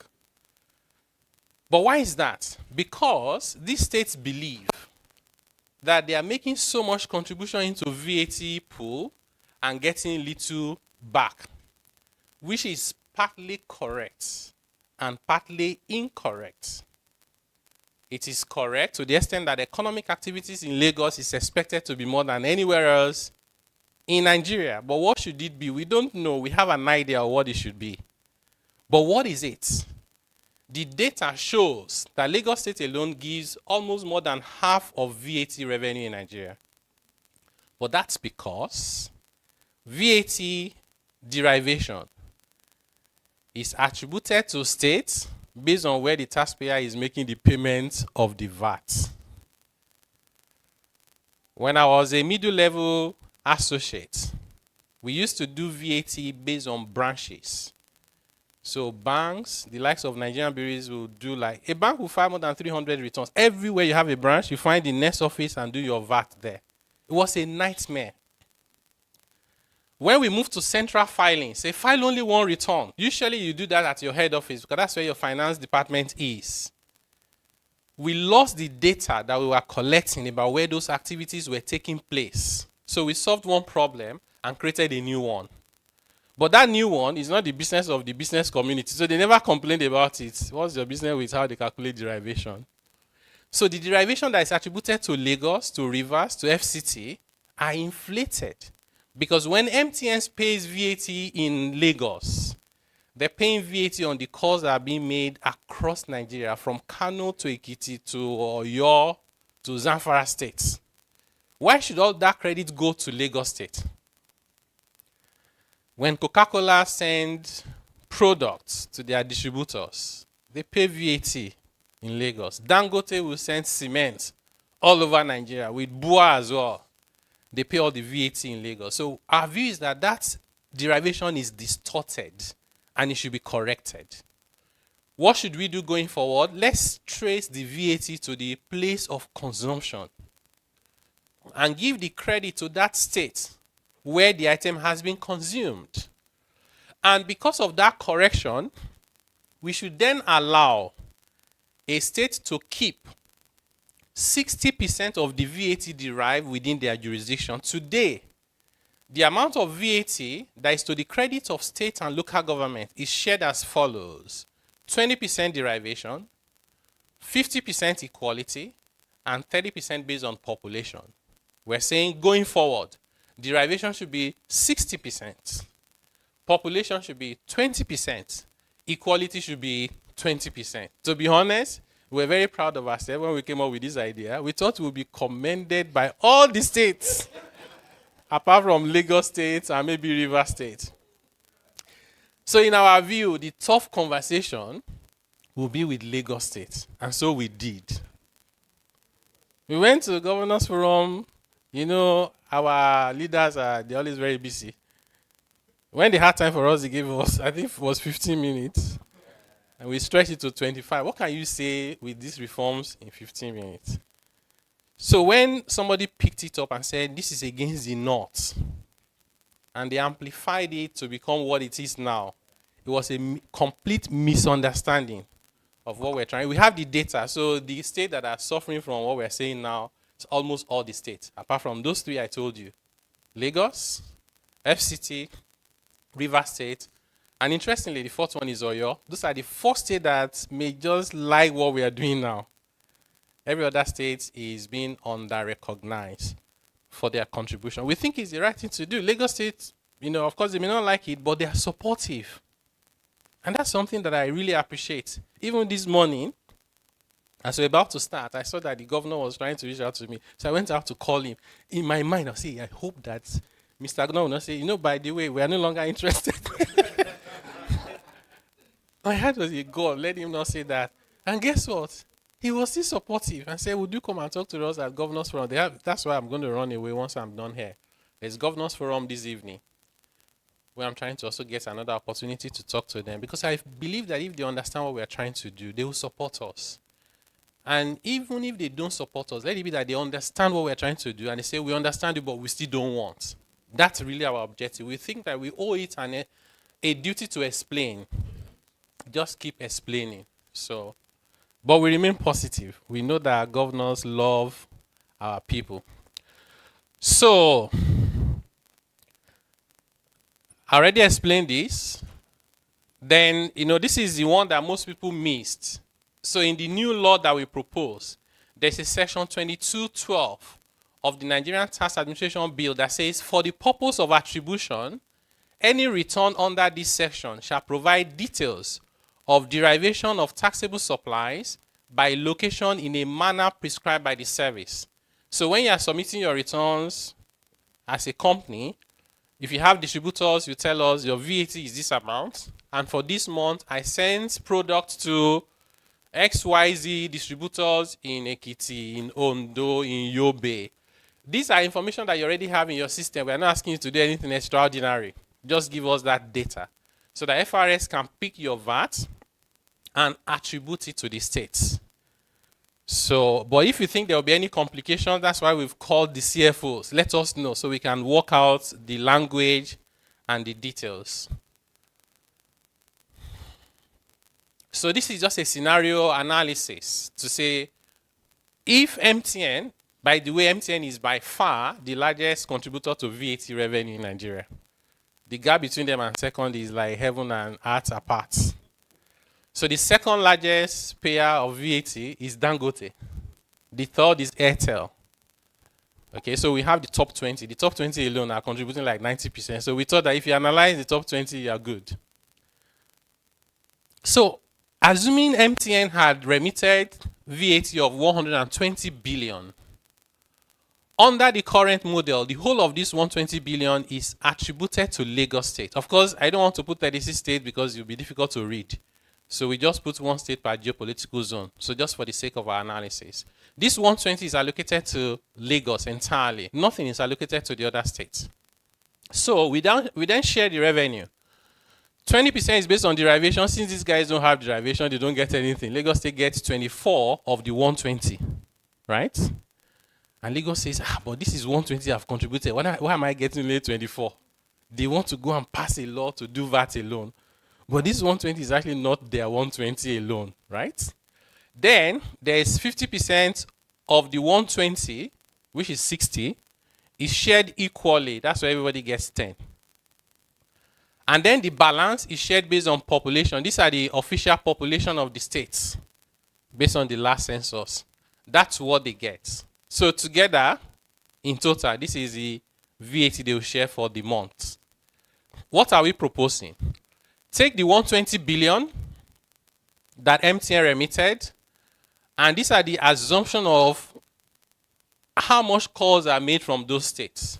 Again, these assumptions may be wrong because we haven't even asked MTN. We just use some guesstimates also based on GDP size of those states. It won't be very far from the actual numbers. So that means the 120 is attributed as follows. And therefore, you share 60% based on derivation. This is what you get. You share 20% on equality. Everybody gets the same thing. Share based on population, you get this. And this is now the total. Look at it. States, the revenue share of VAT to Lagos State has come down. And the VAT for the other states have increased. So why should anybody be in these other states and be fighting this reform? It must be they do not understand it. Or there's something else they are fighting they are not telling us. It's either of the two or both. Next is personal income tax. I know many people in the room are interested in this one. What are we doing to personal income tax? Currently, our personal income tax regime was introduced in 2011, 13 years ago. 13 years ago, once you start earning about 400, 500,000 per month, you start paying the top bracket because you are not the poorest person in Nigeria. Today, you earn 400, 500K. The Lord is your strength. Survival is hard. When you if you do nothing to your tax bracket and rate, and there's inflation, we call it fiscal drag. Because you drag the poorest people, you drag them up. They begin to pay marginal rate that is similar to high net worth individual. That's the height of inequality and wickedness. We needed to correct that. Because somebody was asking, if it's not broken, why are you fixing it? I said, but it's broken. That's the number one thing. The second thing is that small businesses are not really recognized like people in employment. So if somebody cannot find a job, they start doing their small businesses. They don't get most of the reliefs and exemptions that employed people get. And their threshold is too small. Then there's a wide gap between various tax regimes. If I set up a business today and it's called Taiwo Enterprises to produce bottled water, and I'm a honest Nigerian who tries to pay all my taxes, the maximum income tax I will pay, even if I make 100 million naira a month, is 19%. A little less than 19, but let's work with 19. Should I go and make the mistake of setting up Taiwo Nigeria Limited with CAC? That my tax immediately goes up from 19 to over 40%. I haven't done anything wrong. It's still the same business, but I've tried to formalize, and then I get punished. And then we turn around and say, informal sector is too big. People are not they're supposed to formalize. They're not dumb people. They can do the maths. So we're saying if you really want people to formalize, you must make sure that the tax burden is not too significantly different. It was a major reason for bringing capital gains tax into income tax. It was a major reason for reducing Company income tax from 30 to 25. It was a major reason for increasing the marginal rate for personal income tax to 25. I know many people don't like that 25, especially the rich people in the room. Before you get to 25% personal income tax rate in Nigeria, we have a model actually. So I've asked my team to see how we can put the model on the website. So when you go there, you just put your salary there per month to tell you what you are paying now and what you pay under the model. The model shows that if you earn about 1.7 million naira a month or less, your personal income tax rate will come down. Yes, it will reduce. If you earn 1.7 million per month or less. I still know that people in the room are still not very happy because that's not the kind of money they earn. Say, who is talking about 1.7? If this was on Twitter now, I would get a lot of applause. If you earn about 100,000 or less, you're likely to find your PIT becomes 0. So the first 800,000 is 0%. But remember, there is this gift of 200,000 on rent. So if you pay rent of up to 200,000, add it to 800, you have 1 million naira a year that is tax-free completely. So this takes out. Poverty is in the land. This threshold, if you also report to your landlord, this threshold I just told you about is actually more than 1/3 of all workers in Nigeria, public and private combined. Life is hard. 1.7 million to around 190,000, you pay less. Above 1.7, you begin to pay incrementally more. If you earn like 2 million naira a month, you may see that your PAYE goes up by like 5K a month. So the amount is not even noticeable.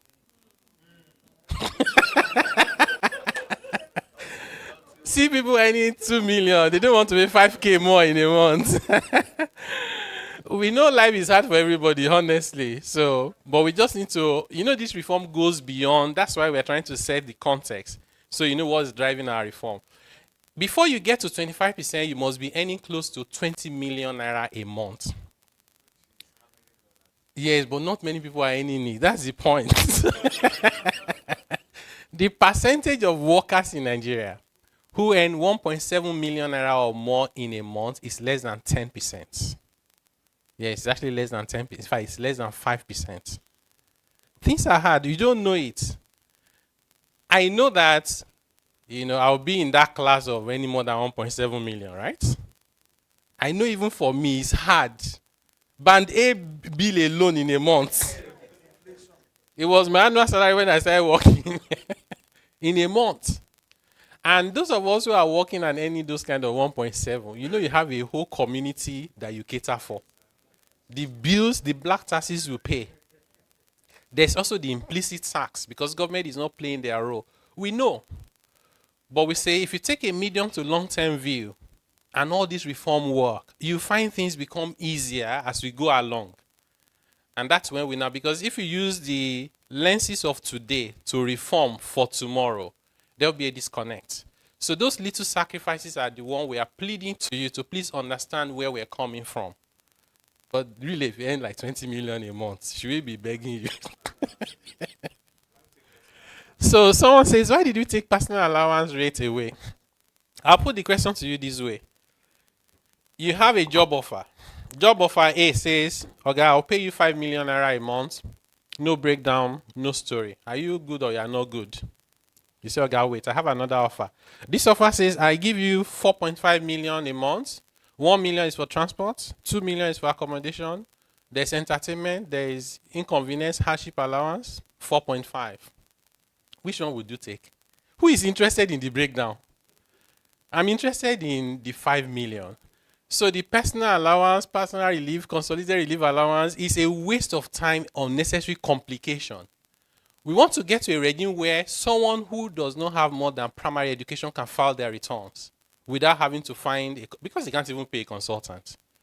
Filing compliance in Nigeria is less than 2%. We don't file returns. So we thought a way of simplifying it is take away all those personal relief allowances, consolidated relief allowances, just make it easy. What's your income? First 800,000, first this and that, next that and that. That's why we took it away. But it does not mean that we have increased the burden. So I've seen some tax consultants say that and I've been disappointed really because it's not the relief and allowances that matters to me.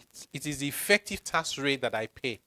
So we challenge anyone to put the table we propose into a model.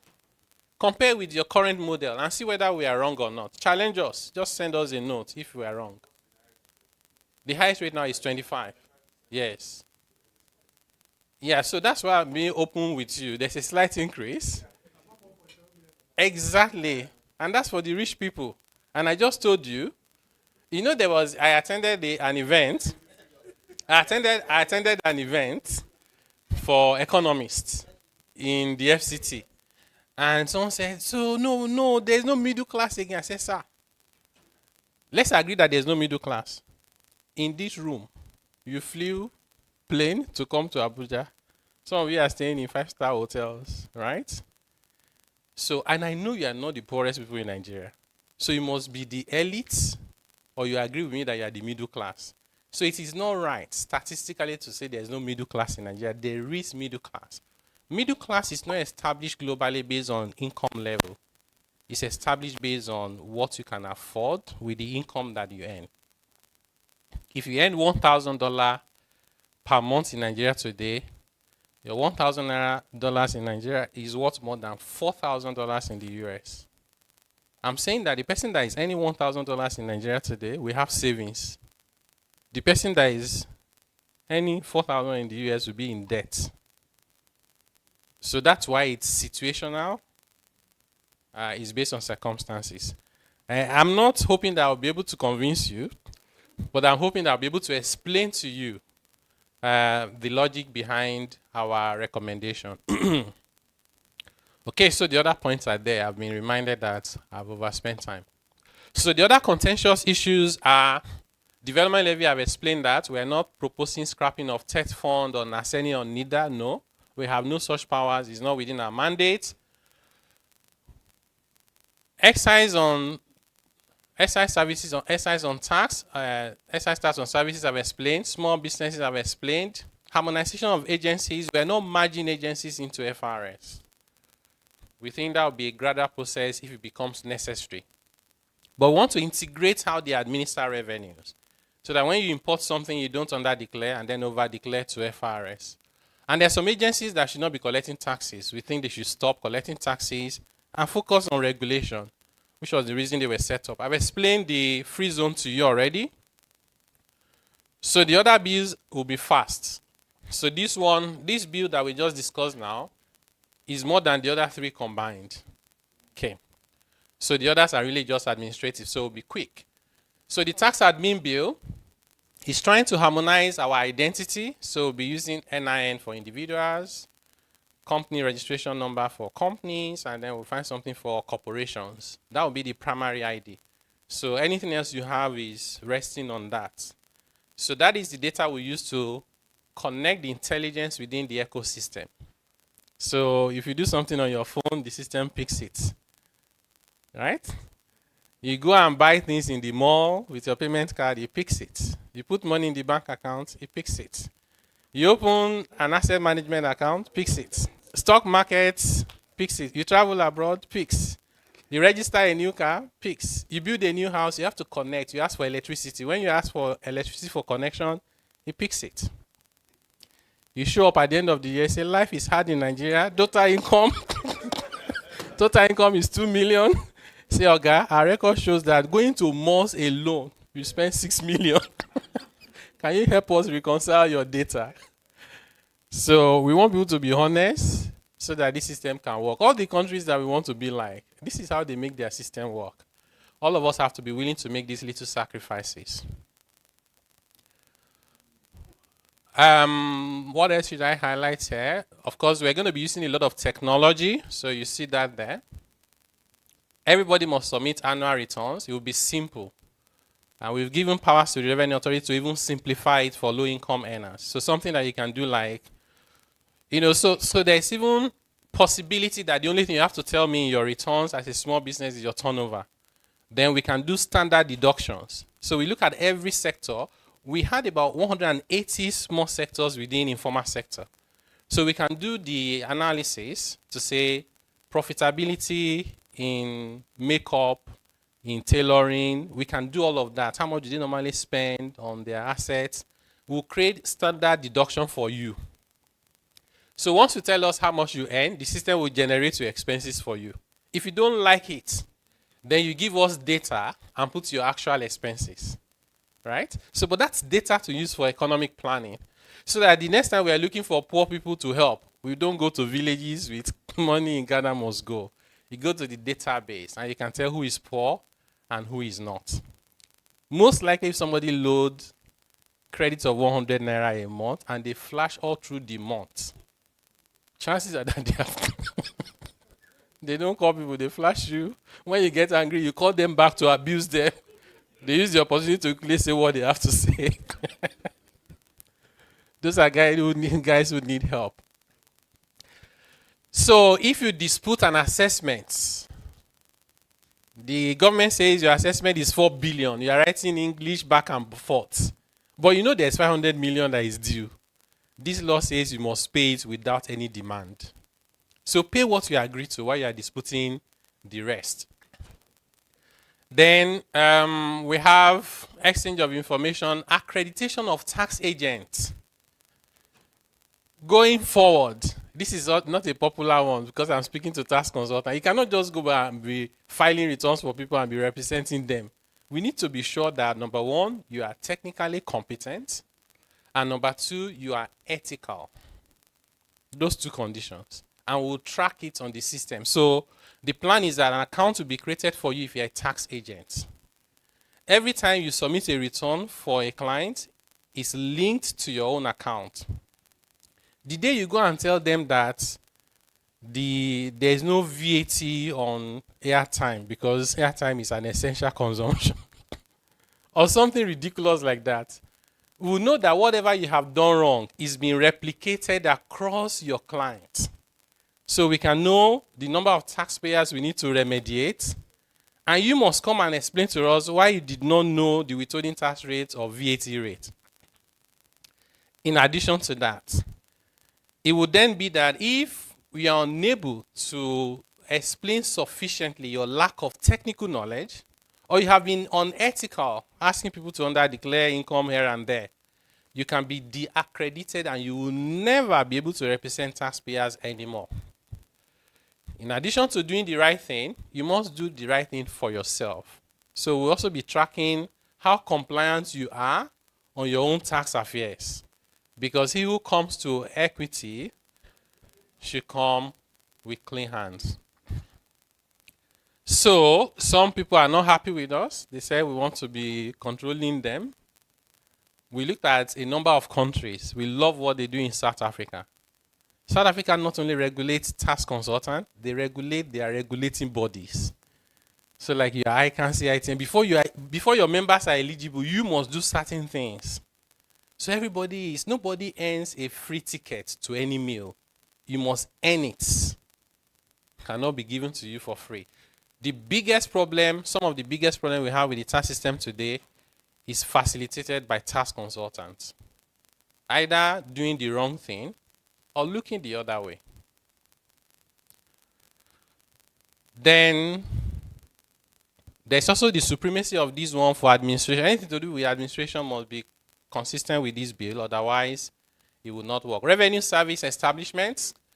I explained this one earlier on, so I think I'll just move on. Right? Nothing sticks out there. There's a requirement for the Accountant General for the Federation to deduct, because we want government to be tax compliant. You know, government is not tax compliant in Nigeria. States will deduct as they will not remit. Federal government has staff all over Nigeria. They don't pay the PAYE on time. Sometimes for a whole year they have not paid. So if government is not doing the right thing, why should the rest of us do the right thing? So we're now saying if any government fails to do the right thing, we just find out how much they are owing with the evidence. And that money is taken from their FAC allocation. So next time they will know they have to behave well. Of course, you can't take a government to court, right?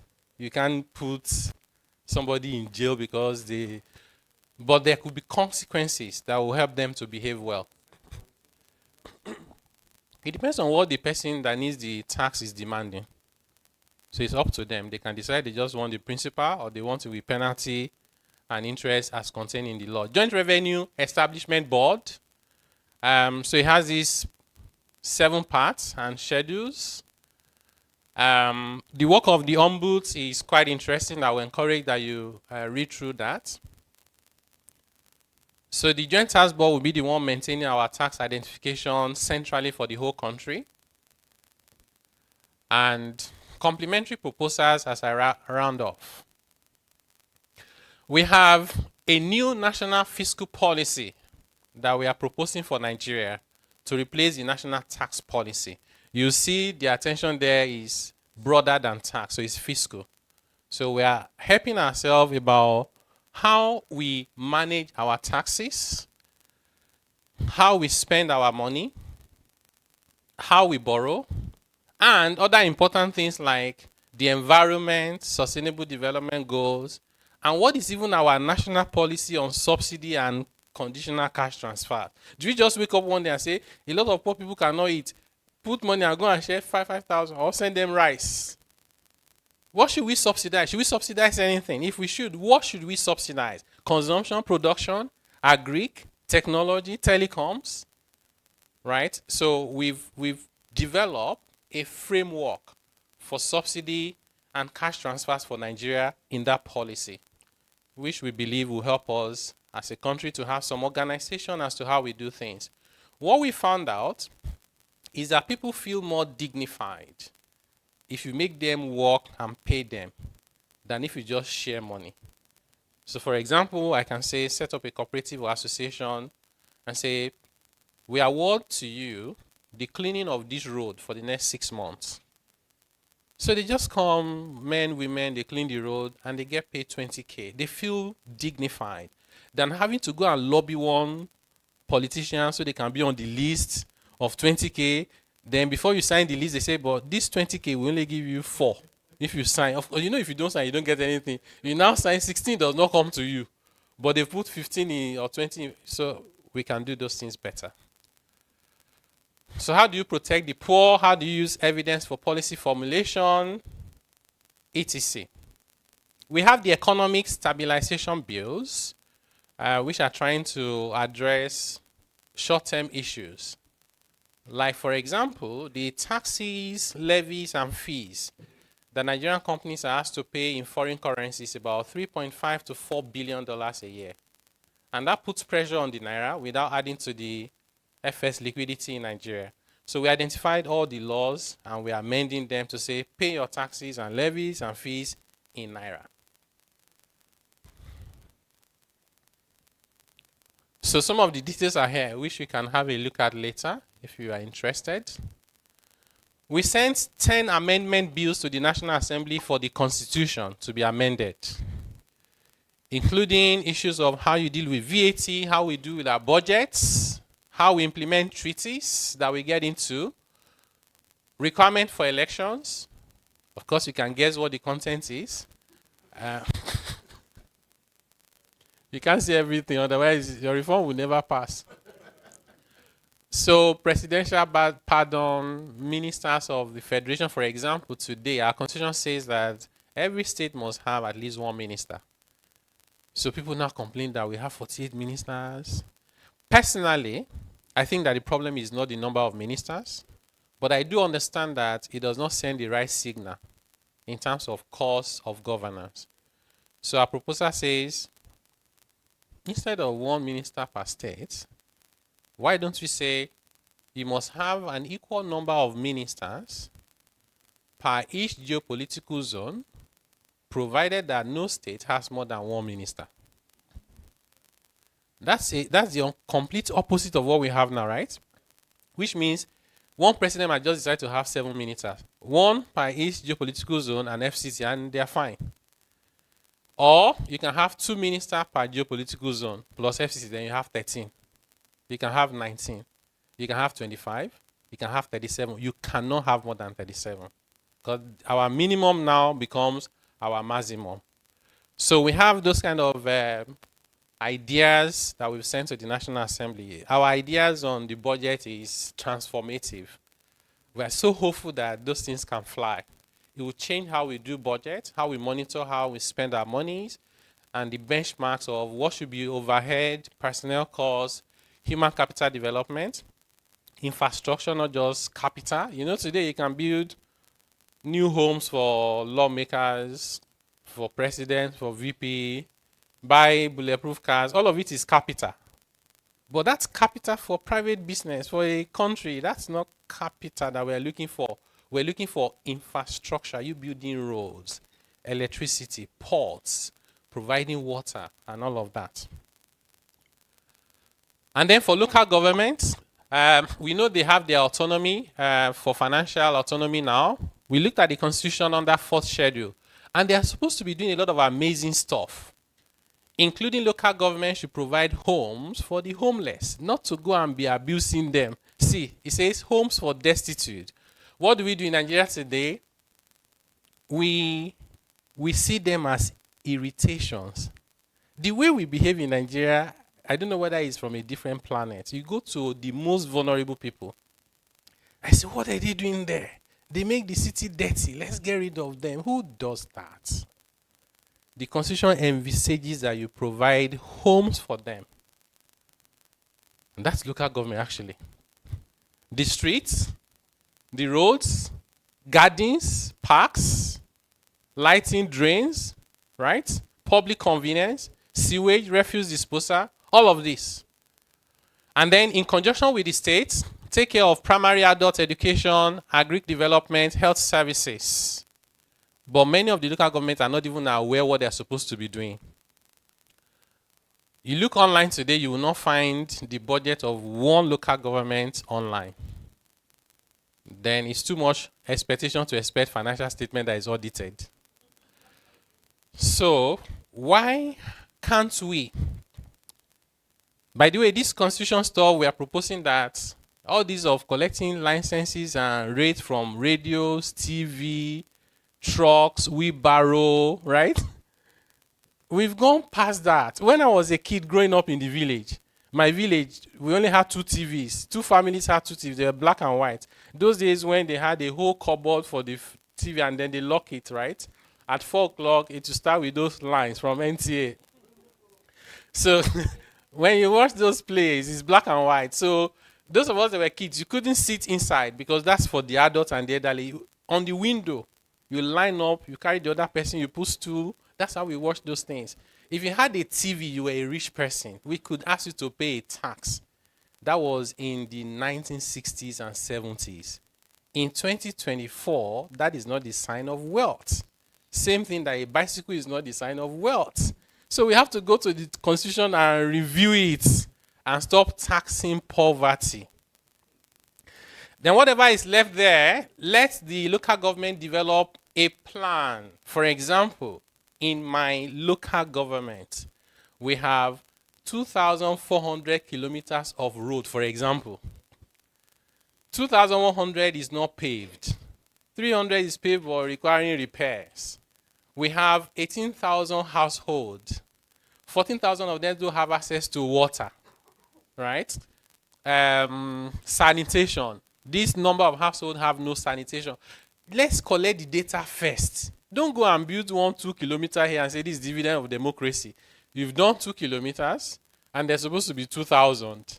If we are doing 2 every year, when are we going to finish 2,000? We can't finish it in our lifetime. That's what it means. So we're saying do development plan. Use that plan to do your annual budget. Use your annual budget to do your annual financial statement that is audited, including the auditor's report, and put it on a national portal. So you go to that national portal, you can find your local government and all the data. We saw something in South Africa that was quite interesting. In South Africa, there's a law that requires the local government to report how much of their budget they have spent on what they call wasteful and unproductive spending as a percentage of total spending. I thought that was really innovative. And I said, maybe we can take it to a different level. How about we put it in our laws that says, you report the amount of wasteful and unproductive spending, but if you under-report it, any amount under-reported becomes the personal liability of the chairman of the local government to be recovered from him personally. so that either while you're in office or after, we can declare you bankrupt. Take everything you have stolen from you. So this time around, you be careful to report it correctly, right? But by reporting it correctly, there's a public pressure on you to say, why are you spending so much on wasteful and unproductive spending? Honestly, if you want to fix our problem, we can fix them if we agree on these sort of things. Finally, remember, there is a social contract, but there's even something that is bigger. We call it the socio-economic contract. And we develop an equation that says taxes are not standalones, right? Taxes are the consequences of economic activities. They produce taxes. When you finish collecting the taxes, tax is a means to an end, not an end in itself. You collect taxes so that you can improve the lives, livelihood, and the well-being of the people. That completes the equation, right? Any policies, including tax, that distorts the economic activities is a bad policy. Or any policy that undermines the well-being of the people is a bad policy. So ensure that your policies do not distort economic activities, do not undermine the well-being of the people, and you are good to go. Based on that social economic contract, you must think about shared prosperity, where the economy is conducive and investment friendly. Your policies are purposeful and coherent. Your laws are enabling and dynamic. And governance is simple and efficient. Everything working together for the people to deliver shared prosperity. So that is it in a nutshell. These are some of the aspirations. I won't go through them. What do we want from you? Thank you for being here.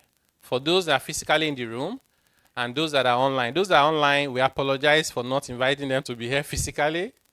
The invitation to be here physically, we couldn't send to everyone. So we sent to a few people because the room is small. And if you get a larger room, it becomes difficult to be effective. But we appreciate everyone, whether they joined us physically or not. So please engage further with us and get involved. This is not the reform of the committee. It's not the reform of Mr. President. It is our reforms. We're doing this together. Those of us who are doing this job are representing you. So please take interest in not just the tax reform bills. Take interest in everything else. You can help us by taking interest in the whole reforms and carefully reading the changes. Don't jump into any conclusion. Please read. Consider all the proposed reforms holistically. Don't just say VAT is going up to 10%. When you put that on social media, they don't hear anything else. Remember, VAT is coming down on 4 out of 5. When you want to tell anybody VAT is going up, say on 1, and that is going down on 4. Participate in the reform process and give constructive feedback. When you don't like what we're doing, give us alternatives. It's just not enough to say, I don't like it. Tell us what else we should do. Do not spread misinformation. You are not entitled to your opinion.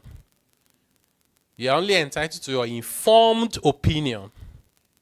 And if there's any group where this is true, it is the group here, the CFOs and the TAP. You can't just give an opinion.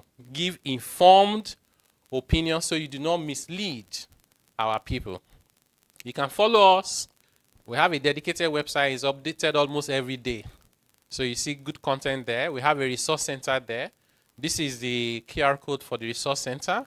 We have an email. Should you want to send us an email, you can send us a message on WhatsApp. Don't call, please. Just messages. Because the person handling it may not have the means to answer your question, but they have the means to direct your requests.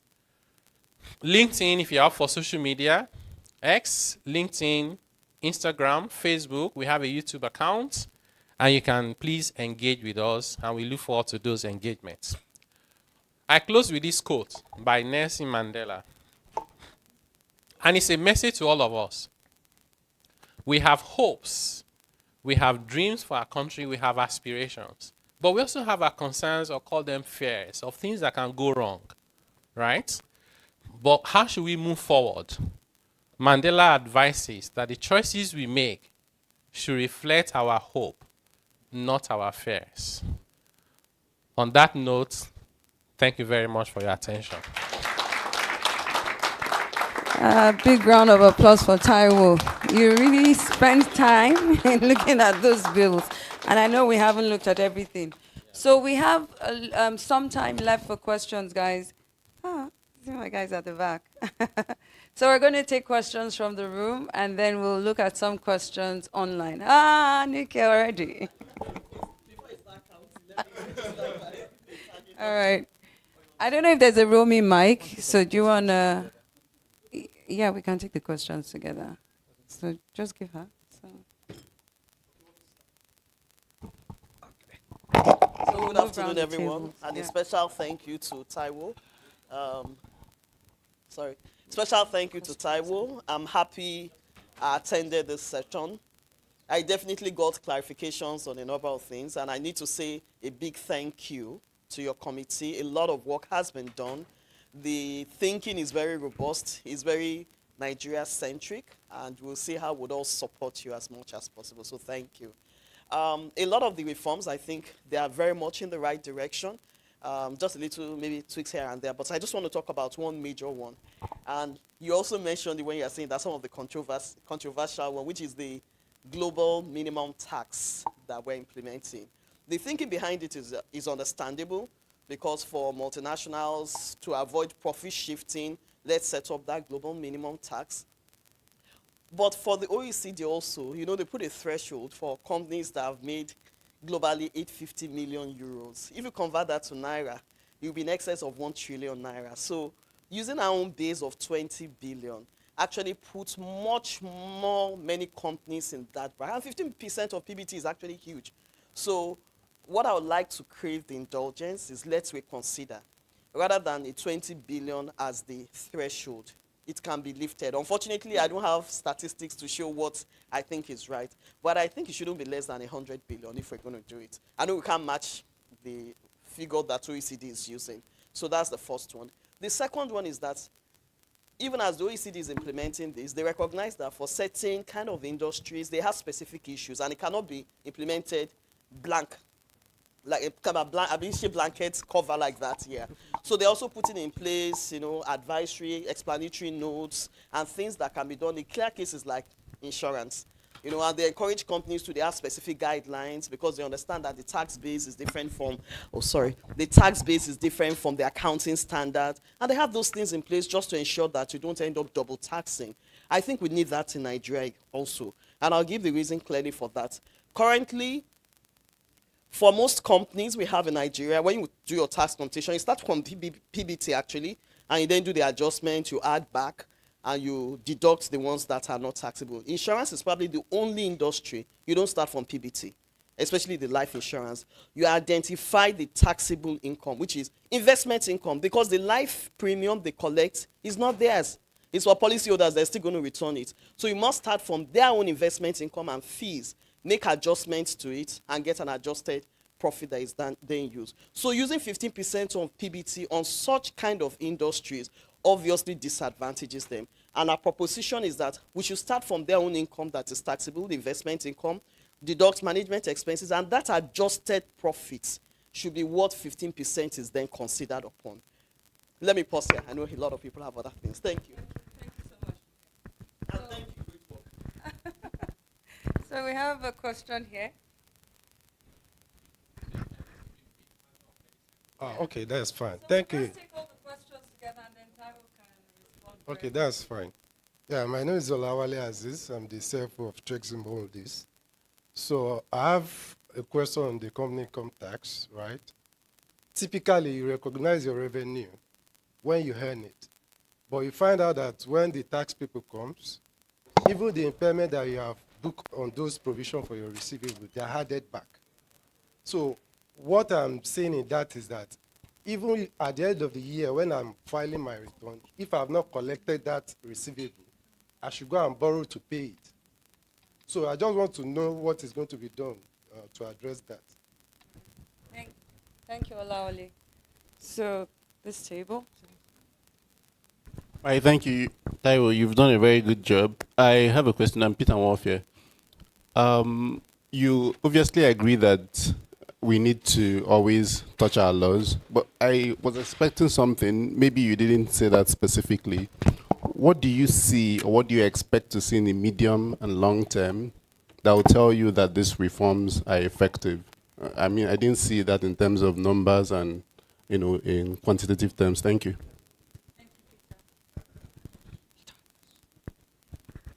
Thank you, Mr. Taiwo, for the session. I think very quick question. What do you answer? Okay. Thank you for the session. I had a lot of structure. I work with VAT. My questions are quick. Is there a particular timeline for the VAT implementation and for the other reforms in terms of structure? What timelines are you looking at? I just want to be sure I'm not excluding those at the back.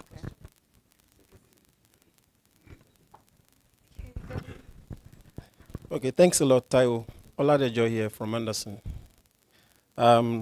Like someone said, a lot of thoughts have definitely gone into this, and it's quite reflective. My question is just to be certain of what measures are going to be put in place to ring fence all of these reforms, because it is quite comprehensive.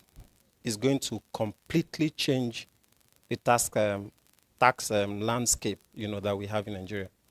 What reforms, what measures are being put in place to ensure that those reforms are ring-fenced and we are not jumping from pillar to post as a country? The second question is with respect to removal of CRA. The explanation you provided with respect to your basis of the removal wasn't quite, wasn't specific. It was more like, why do you need the breakdown? Why not the breakdown, really? Why are we choosing not to focus on the breakdown? Because the relief seemed to be robust enough, that it kind of caters for a huge chunk. But what you've said is that if you run a model and you put what you are going to be having vis-a-vis what we used to have, you would see that not a lot has changed. The question is, why did it actually go? And on the final note, the concept of the ombudsman, I'm not sure you or the bill actually mentions who is going to be. Of course, it's expected that because it is central, and they are supposed to reflect the interest of the taxpayer or the general populace, right? But someone is going to be responsible for their pay. Okay, sir. The question? The question is, how are you going to be sure that the interest of the populace that they're supposed to protect is safeguarded? Okay. Because he who plays the piper really dictates the tune. All right, thank you. All right, so I'll just go quickly here, and then there, and then we come back here, and here. So 4 more.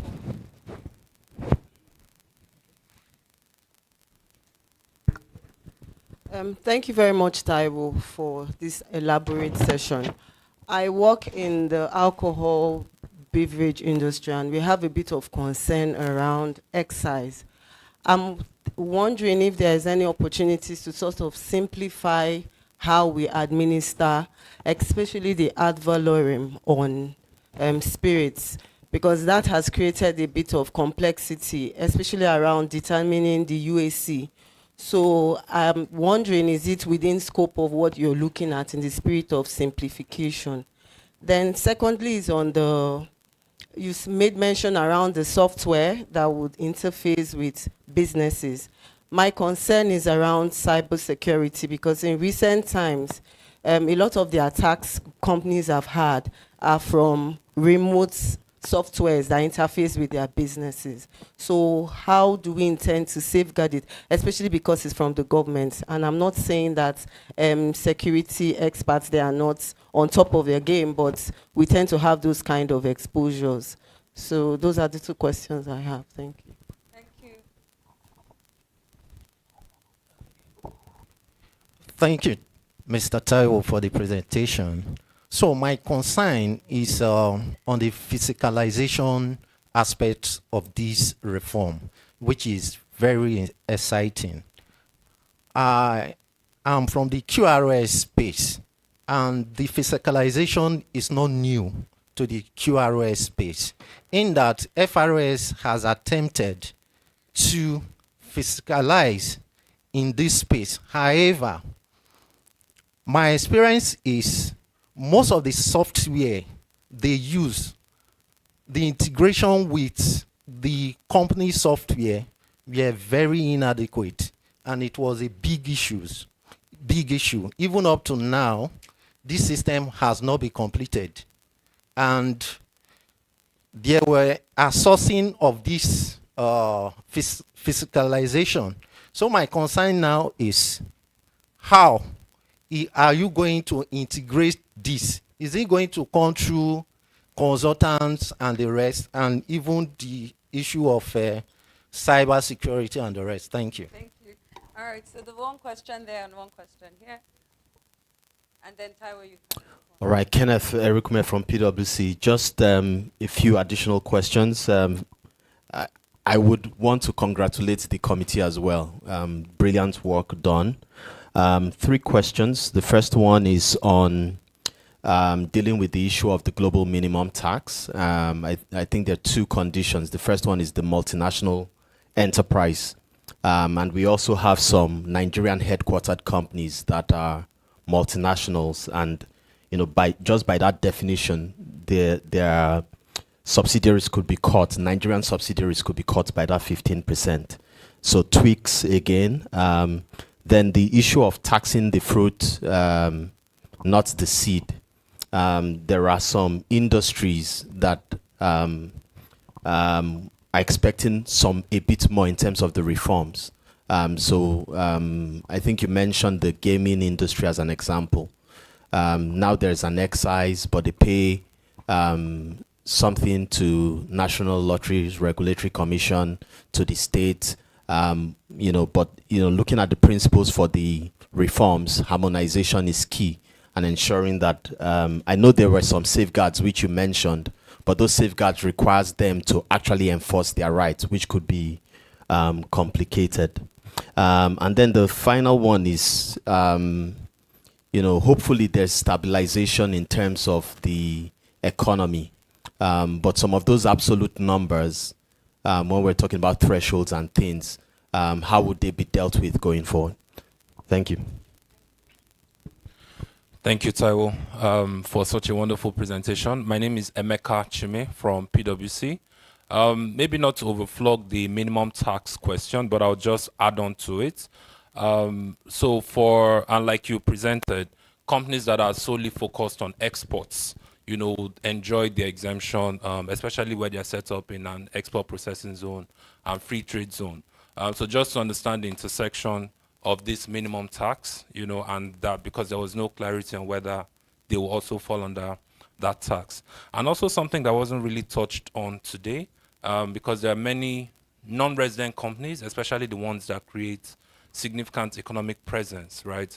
So all the digital companies, and maybe the others that don't provide digital services, but also have a significant economic presence because they provide other services.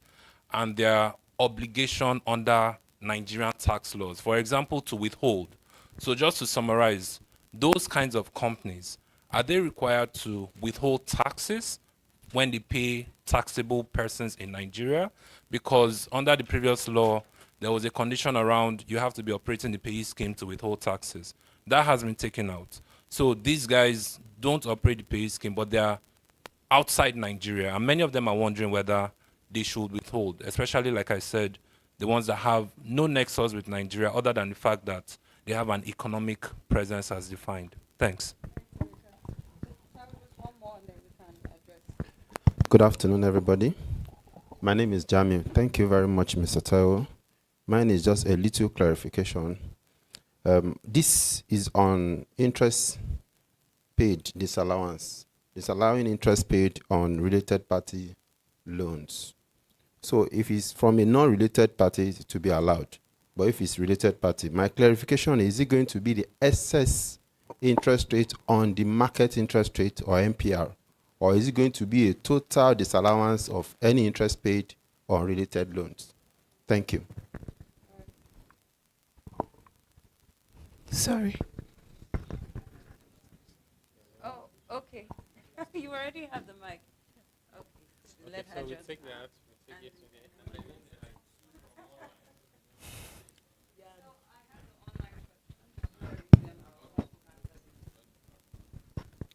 Okay. Good afternoon. Thank you very much, Taiwo. My name is Funke. I'm from Nigerian Bottling Company. I have one question, and it's with respect to the Finance Act and all the policy, the fiscal policy measures that we usually get from the Ministry of Finance. Now, what happens with the, if this bill is passed? Should we still expect all this annual Finance Act, that we get? And also the existing ones, are they already incorporated into this new bill, and those will be repealed as well? That's my question. Thank you. All right. I'll go first. Thank you. Mine is just around two things very quickly. I didn't see a lot of conversation around transfer pricing, and there seemed to be a lot of confusion in that aspect. So, for example, some of these requirements for approval for recharges, cost recharges, and the rest. Are we looking at all of those NOTAP versus FRS versus CBN, not approving management? Do we also APA? APA in its current state is still very, very confusing. Are you guys also looking at all of that? Then the development levy, to my mind, consolidating the development levy takes care of the multiple. However, the 4% is still around where all of those, by the time you add education tax, add all of that, shouldn't we be looking at a way to say the portion of the pie that they get should actually reduce? Because I think invariably they've increased ETR by all of those things. So adding this 4 now, already before, I know we're looking at 25%, at what point? So, and at what point does the development levy terminate? You say it will reduce after a while, just so that we get a bit of clarity. And then the third one for me is just around, what's the reception? I'm looking at our legislatures and saying, you're talking to them. So are they, I'm just wondering, will they repeal all the existing laws? Are they receptive? How easy will it be to just come up with this consolidated one? What's your feel? Do you think it's something that would happen, or it's just another long process of getting there? Thank you. All right, thank you. I think my question is very similar to his, but just to be a bit more specific. Since we're talking about simplification of taxes and regulation and all of that, there was no mention particularly about CAFA. That is a bane of contention. So are we still going to be required to get CAFA for assets to be able to take deductions, or is that going to be gone? Thank you. All right, thank you very much for those excellent questions, and I'm not surprised. If you have very knowledgeable people in the room, they will ask questions. So the first one is around the global minimum tax and the threshold. So thanks, Nike, for asking that question. So we had a lot of debates back and forth. We landed on the 20 billion on the basis that we see a lot of behavior in Nigeria from taxpayers, such that some sectors that are really big, they pay effective tax rate that is single digits, including not even the sectors you mentioned. Even me, I was surprised with the kind of sectors that have reached out to say, this is your 15%, we don't like it. And I say, you don't like it, Ke? Say, yeah, because now we pay effective of less than 10%. I say, but you shouldn't be paying effective less than 10%. You shouldn't be paying that. So you now find one medium-sized company is paying 30%. You are big, you are paying 8%. It's not fair. But they find the way to get the waivers, the exemption, the credit, the deductions. It's not helping us. So we think that that 15% is almost like a counterbalancing measure to say you can stretch all your ability, your access to the powers that be, but when you are done, please give us 15%. And it's 15% of your profit. So we're not taxing your capital. We're not giving you any burdens that you haven't reported. This is your profit, give us 15%. But I get your point about the peculiarities of insurance. I would say, as a group, you should please send to us we don't want to do the 15% on a profit that is not your profit. So tell us how to arrive at your profit, but we do think that that 15% is fair. If the rate is 25, do gymnastics and reduce it to 15, but not beyond. Not below 15, please. Then the other one is for CIT, what's the treatment of impairment and receivables? Again, another interesting debate we had in our committee. We had receivables, impairment, and inventory. We wanted a very simple one of why you doubting me as a business person? I'm doing my business. You can't say I'm fraudulent, I'm lying, I don't want to pay tax. And I said, why would I write off 100 naira so that I can save 30 naira deduction? It doesn't make sense. If I'm writing off a debt, it's because it's bad. The only exception you should make is if it's related parties. Because I can say to myself and make it bad, right? So we've improved. It's not 100%, but what you find in the bills is impairment, receivables, and inventory. We've improved the conditions for claiming deductions to make it more friendly. Medium to long-term KPIs for these are reforms. How do we know that we have succeeded? So we have them. I can spend a whole day just telling you our KPIs. In fact, we have a model where we simulate it. But I just felt that's not the conversation for this audience. But we are tracking everything. One of the conditions, one of the principles that I had on the slide I didn't speak to for our committee is that we would not celebrate efforts. So even though you were thanking us, but for us, we thank you for thanking us.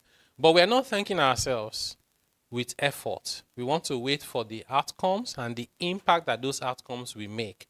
And we are measuring every single thing is being measured. Maybe at some point what we'll do is, because the format for this committee is very different, and I think that Nigerians should adopt this format. On a normal day, a committee will tell you what government should do, write a report, and go and take photos and submit it. Now, imagine someone who was not part of that committee. They read your report, half of it, they don't understand what you're saying. After 4 years, you set up another Oronsoya review committee. For our committee, he says, so don't tell us what to do, be doing it.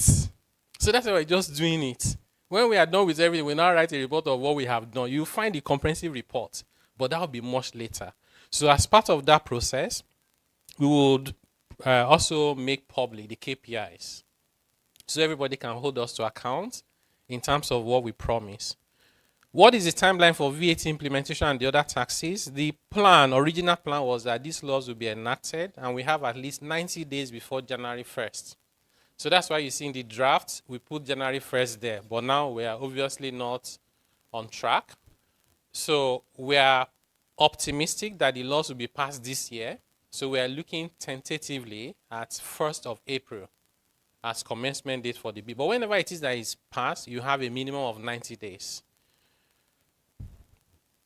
The implementation of the fiscalization and the rest of it will happen as we build the capacity. I'll estimate before the end of 2025. And I know someone asked the question about the capacity. I'll come back to that now. Measure to reinforce the reforms. Yes, that's why we're going all the way to the Constitution. In fact, one of our recommendations in the Constitution is that nobody, company or person, should pay any number of taxes that is more than a single digit. Imagine that this passes. You know what it means? You just sit down in your sector or your company or yourself and you just list all the taxes and levies they ask you to pay. Find out the date they were introduced. Count the first 9. Every other one, as far as you are concerned, is unconstitutional. And you can decide not to pay. Go to court 10 times, you win 10 times. Because we think, in addition to trying to put structures to make government do the right thing, we also need to empower the taxpayer to be able to protect themselves easily. And that comes from how you draft the law. So we've done a lot of structures from admin, from policy, from legislation, from the Constitution itself. And not perfect, but we think it should take us forward. The other one is, this our removal of consolidated relief allowance and all those relief. Why are we removing it if it's not doing any harm? So that's what I heard from my friend. And it's a very valid question. But what I'm saying is that we can leave this meeting now.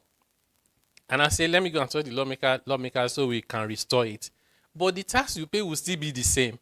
Let me tell you how we did the table. We discussed first what level of income should be totally exempt, what level of income should pay less than they are paying now, and what level of income should pay a little bit more. That was actually what we discussed in the committee and agreed. We debated all the threshold, we used data, and once we landed, we built the template, the bands.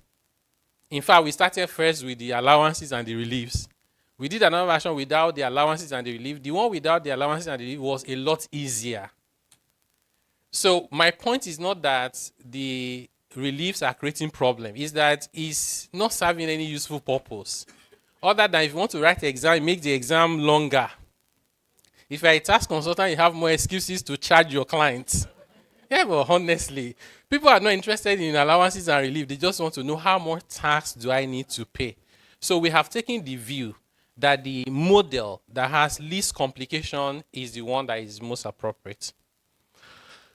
The ombuds and how they protect taxpayer, how would that work if the person paying them is also government? Good point. Our view is that we've created a structure. By the way, it's not novel. Right? Many countries have done it. So we've learned from what they've done, what hasn't worked. Spoke to the lady that started this in the US. They call it the tax advocate. Very interesting lady, because they started as a private sector initiative. And then it became recognized by law. Today, they report to the Congress. So they sit with the IRS, but they are like the bosses. They have access to anything and everything. So we learned from many countries. So the framework we created is government will fund it, because you can't ask private sector to be funding it. They won't bring the money. And if they bring the money, you think they're influencing the ombuds. So government still need to fund it. But the framework is who they report to, assets that they have, the authority they have is strong enough to protect the taxpayer. And what we've also said that is our committee will do the setup. Once the law is passed, we'll do the setup. We recruit the first set of people, because who starts it matters. So if you get the right people to start it, they create a very strong structure and institution that all of us can also hold to account, by the way. Part of what we do is their reporting to the public is very detailed, and it must be online every 3 months. So if they are not doing their job, let's all of us hold them to account.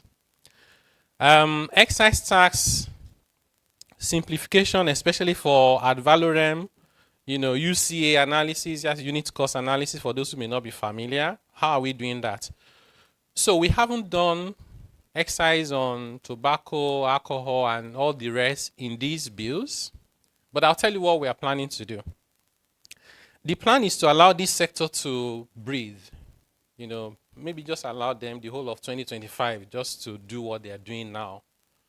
But in that process, we are developing a national policy on excise on those products.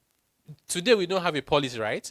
So when government wants to increase the rate, you go and appeal to them, you negotiate, somebody gets confused, the other person is more confused, they come up with something, you live with it for 3 years. No, you can't take anything to the bank, because depending on who is there in 3 years' time, you don't know what they will bring. So we thought that to solve this problem structurally and in a sustainable manner, let's develop a policy. If this is sweetened beverage and I want to tax it, should I tax the volume of this drink? Or should I tax the content of the sugar I want to tax there? Right? The same thing with alcohol. What if it's artificial? What if it's 0 content of sugar, but it's non-alcoholic beverage? Or it's alcohol, but it's lower? Why should I treat spirit? So there's so many things that goes into that. Should it be ad valorem? Should it be specific? Should it be a combination? At one point, should it be imposed? On what value? Who should administer it? So there are a lot of issues there, and we want to just have a framework for Nigeria. And one thing I can guarantee you is that the industry will play a significant role. We want to listen to you, bring data. We will argue everything out. At the end of the day, we'll say what is good for our country, and that's what we'll do. We had an interesting debate recently with some sectors trying to promote 20% tax on non-alcoholic beverages. They are so very aggressive with their advocacy.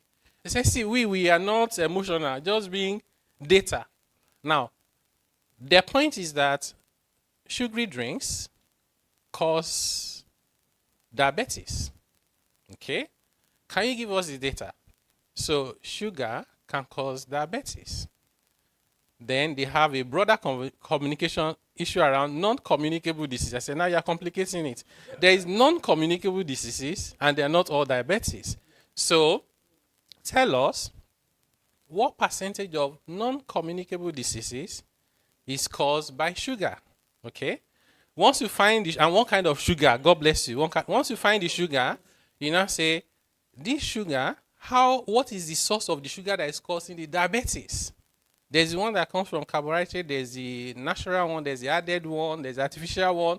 I can just go now to my mom and pop shop, buy sugar, add it to gari, add water. That's sugar drink that I'm taking is sugar sweetening, right? I don't pay tax. So my sin is to set up a company and do a beverage. Say, tell us exactly. Maybe this problem you're trying to fight is 1% of the problem. So data will help us to develop a framework for that industry. So whatever work you need to do, I've given you the expo now. Do the work. You don't come with data, we are not emotional. You come with data, we'll respect it once we can validate. Once we have a framework, it means everybody can go and relax. You know what will happen, when it will happen, and how it will happen. The next one is, this one that we're doing technology and government is going to be connecting all over the place. Is it safe? Because that's what you were asking diplomatically. The answer is it is safe. The answer is that it will be safe. We are very mindful of what we are. You know, anything we are doing now is nothing compared to what we are planning to do. So we're very mindful of it. That's why I said to you that we're even starting with the guys who power those softwares and applications. And by the way, Nigeria is not the only country where they're doing this. How is South Africa doing it safely? How is the HMRC doing it and it's safe? So we're speaking to the guys who power those countries where they work very well. And then we're speaking to our people in terms of capacity building, access control, protocol for assessing it. And when you look at the laws, you see stiff penalties we've included there for individuals within the task offices for violation of this kind of privacy and breach of security. Again, not perfect, but at least a framework that can take us forward. And then we build from there. Fiscalization of VAT and the fact that the experience with FRS trying to fiscalize hasn't really worked very well. Valid point. It hasn't worked very well because there's no legal framework. Many taxpayer was fighting them. I fought the FRS myself when I was in the private sector. It was Fowler. He called the big four accounting firm and said he wanted to do fiscalization. I said, you are starting with us. Do we look like the tax invaders to you? So we refused. The guy said, some aviation sector. I said, but that's aviation sector. Maybe they didn't understand what you were asking them to do. When you call the big four, you need to prepare because we know what we are doing. We refused. Now, why did we refuse? They were going to be using consultants. You send somebody to go and plug something. I don't know what they are extracting from my system. I'm going to be vulnerable. But now we have created a framework that does not allow the use of consultants. Government has to do it, and there are minimum standards. So which means we have more confidence in the setup. And therefore, you don't have a choice as to whether you agree with the government or not. The law says you must agree. Let's make it work together. So, but once you read the details of the law, if you have any specific issues where you have concerns, do let us know. We can take them forward. This global minimum tax. For multinationals, nobody is really complaining, per se. Local firm, we are concerned about the threshold. I tried to explain how we came up with the threshold. Is the abuse of waivers and incentive we are trying to curb. But we are open to discussions around the threshold. What we have actually put there is that the regulators, although I know you may not totally believe in it, we're saying that the FRS can increase, but they cannot reduce the threshold. So which means if you have more data, without going to the National Assembly, you can say this is 100 billion, no longer 20. But FRS cannot say 20 billion is too much, let's do 10. They can increase, but they cannot reduce. Because we talked about these issues. But we'll need data again to show that there are people who are 20 billion who are being punished by paying 15% when the rate is 25. And this is the justification. So if you have compelling reasons, I'll say why not. For gaming and excise on gaming, They pay other things to their regulators, and everything is just too plenty. How do we harmonize? So we're discussing with that sector. We think that the primary one should be the taxes. We shouldn't let go of taxes so that regulators can collect their own. No, it should be the other way around. Set the framework for tax, and then the regulators should stop collecting. So at the moment, there's withholding tax, which is not really on them, is on the people who win. That's the one we've done. The one in the law will not take effect until there's a gazette with a commencement date. The reason why we put that is so we have enough time to do all these back and forth with the regulators to stop the other payment they are making, ultimately to harmonize what they pay, but they have to pay. I know they don't want to pay, but they have to pay. Then there are issues to do with the absolute numbers. So this was another interesting debate we had at the committee. So when you put 10 million, 15 million here and there, and then after 5 years, it's looking like 2,000 naira, right? So we try to address that. In some cases, we put multiples of annual minimum wage. But I agree with you. There are instances where we haven't put any control, safeguard to make sure that is. So we'll think about maybe something in definition or transition.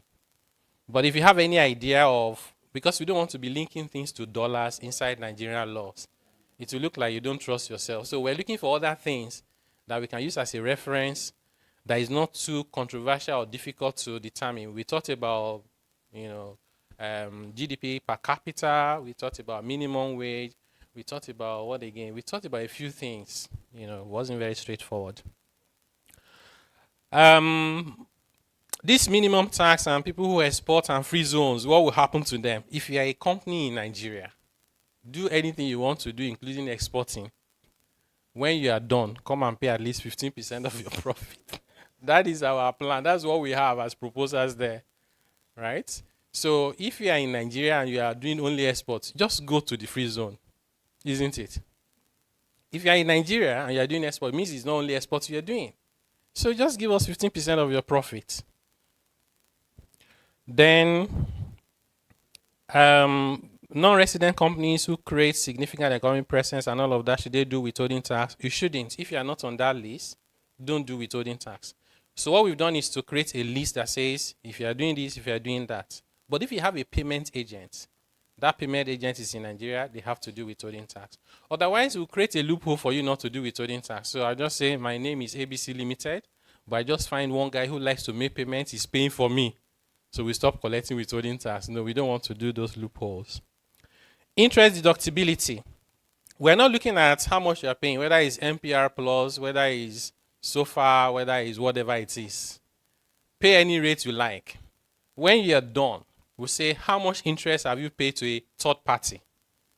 How much interest have you paid to a related party? The total amount of interest you've paid, the absolute amount you've paid to a related party, what percentage of your EBITDA is that amount?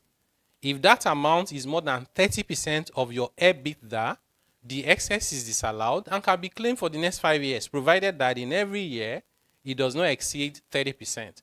The reasoning behind it is that if it's really related party and they're using it for a long time, that means you are thinly capitalized. What they needed to do is give you equity, not continue to give you a loan, because that allows them to extract too much before they pay taxes. So that's what we're trying to stop aggressive avoidance and planning.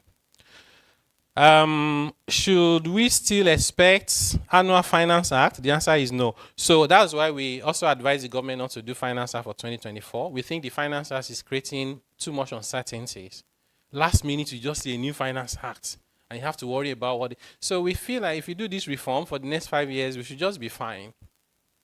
After 5 years, you can do one review, amend a few things, and also wait again for maybe another 5 years. So our timeline that we recommend is 5 years for reviewing the laws.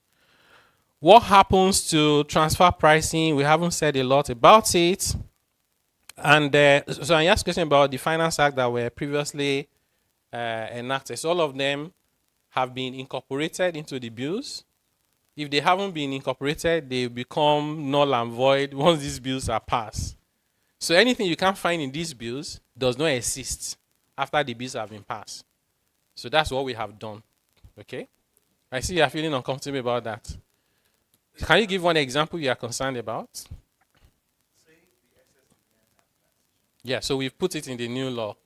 So that's what I'm saying. Anything that we have now, we considered in writing the new bills.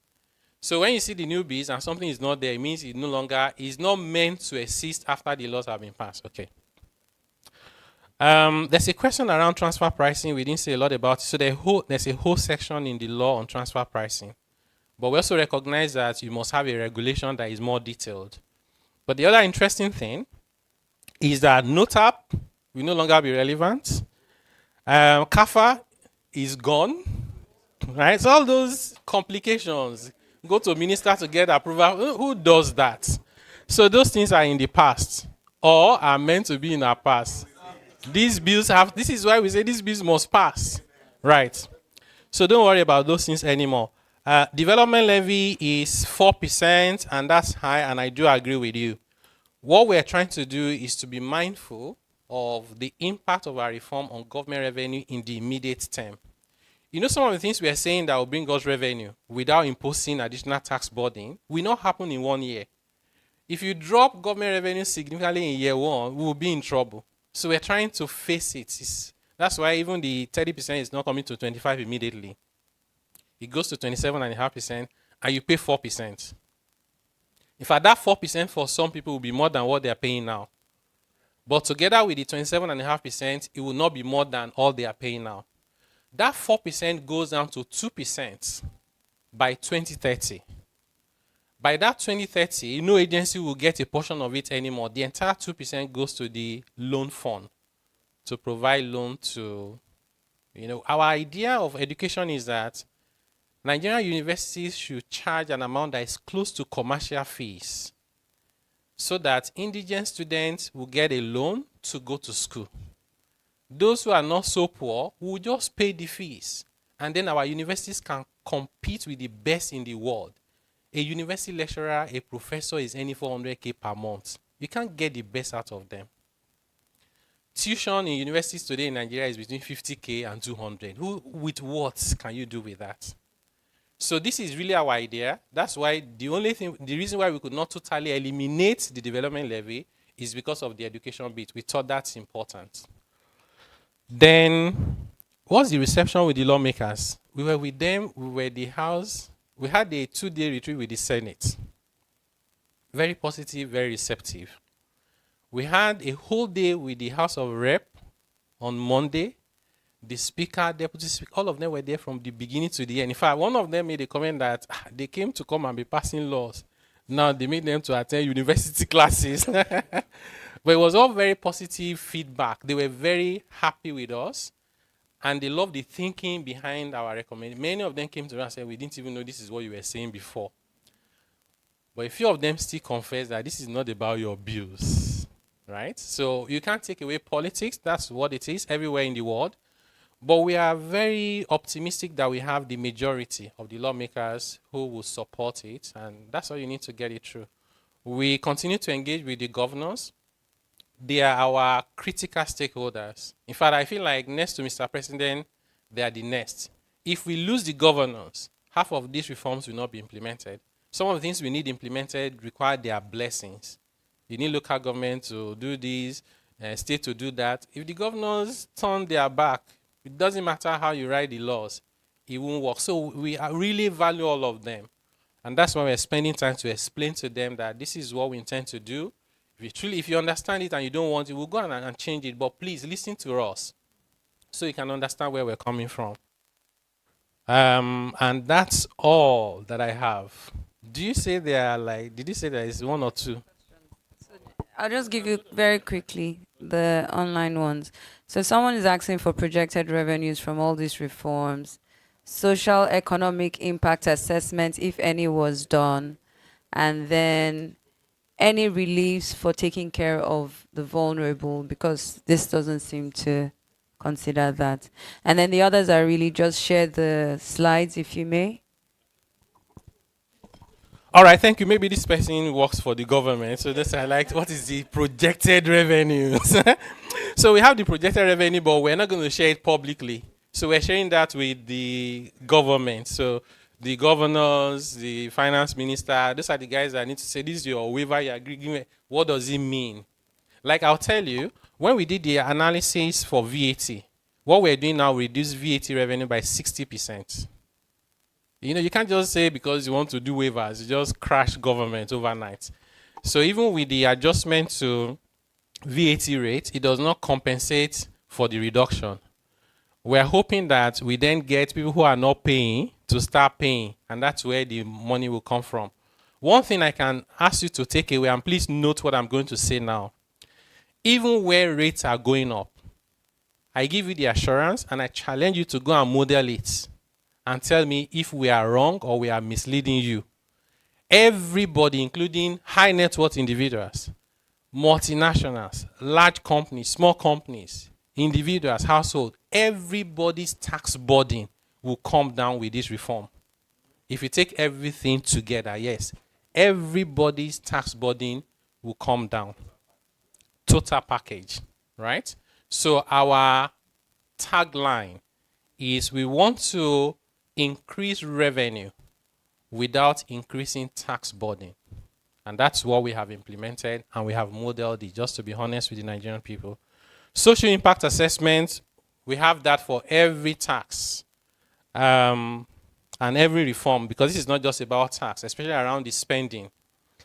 And then, why is there no relief for people who take care of people who are vulnerable? We had a lot of debate, including even allowing individuals to claim deduction for donation in their personal tax returns. The long and short of it is that we concluded that we are not there yet. Yeah, I think we are not there yet. Maybe when we do a further review. We even just want people to even start filing returns now, being honest with what they earn, so that way you can model what the impact will be if you start claiming donation deductions in personal tax returns. You take care of somebody that is vulnerable. How do I verify that everybody will just have vulnerable people all around them? All of us are disabled. So once we start getting more data that is credible within the system, a lot more can be done, you know, as part of the second phase of the reform. So thank you, everybody, for that wonderful session and for your engagement.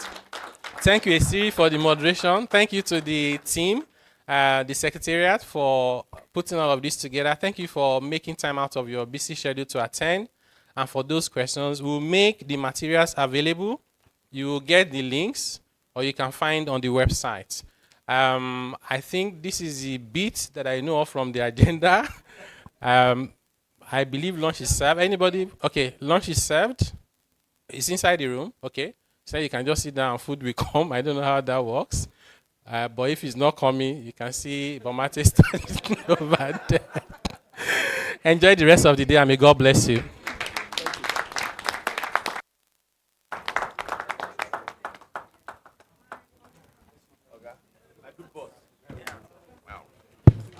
Please, lunch is outside, so just go out, take a plate, take what you want from the buffet and come back into the room to have some food. Thank you. Please take some lunch outside, just take a plate, go to the buffet just outside the door, have what you want to eat and come back inside the hall to sit down. Thank you so much.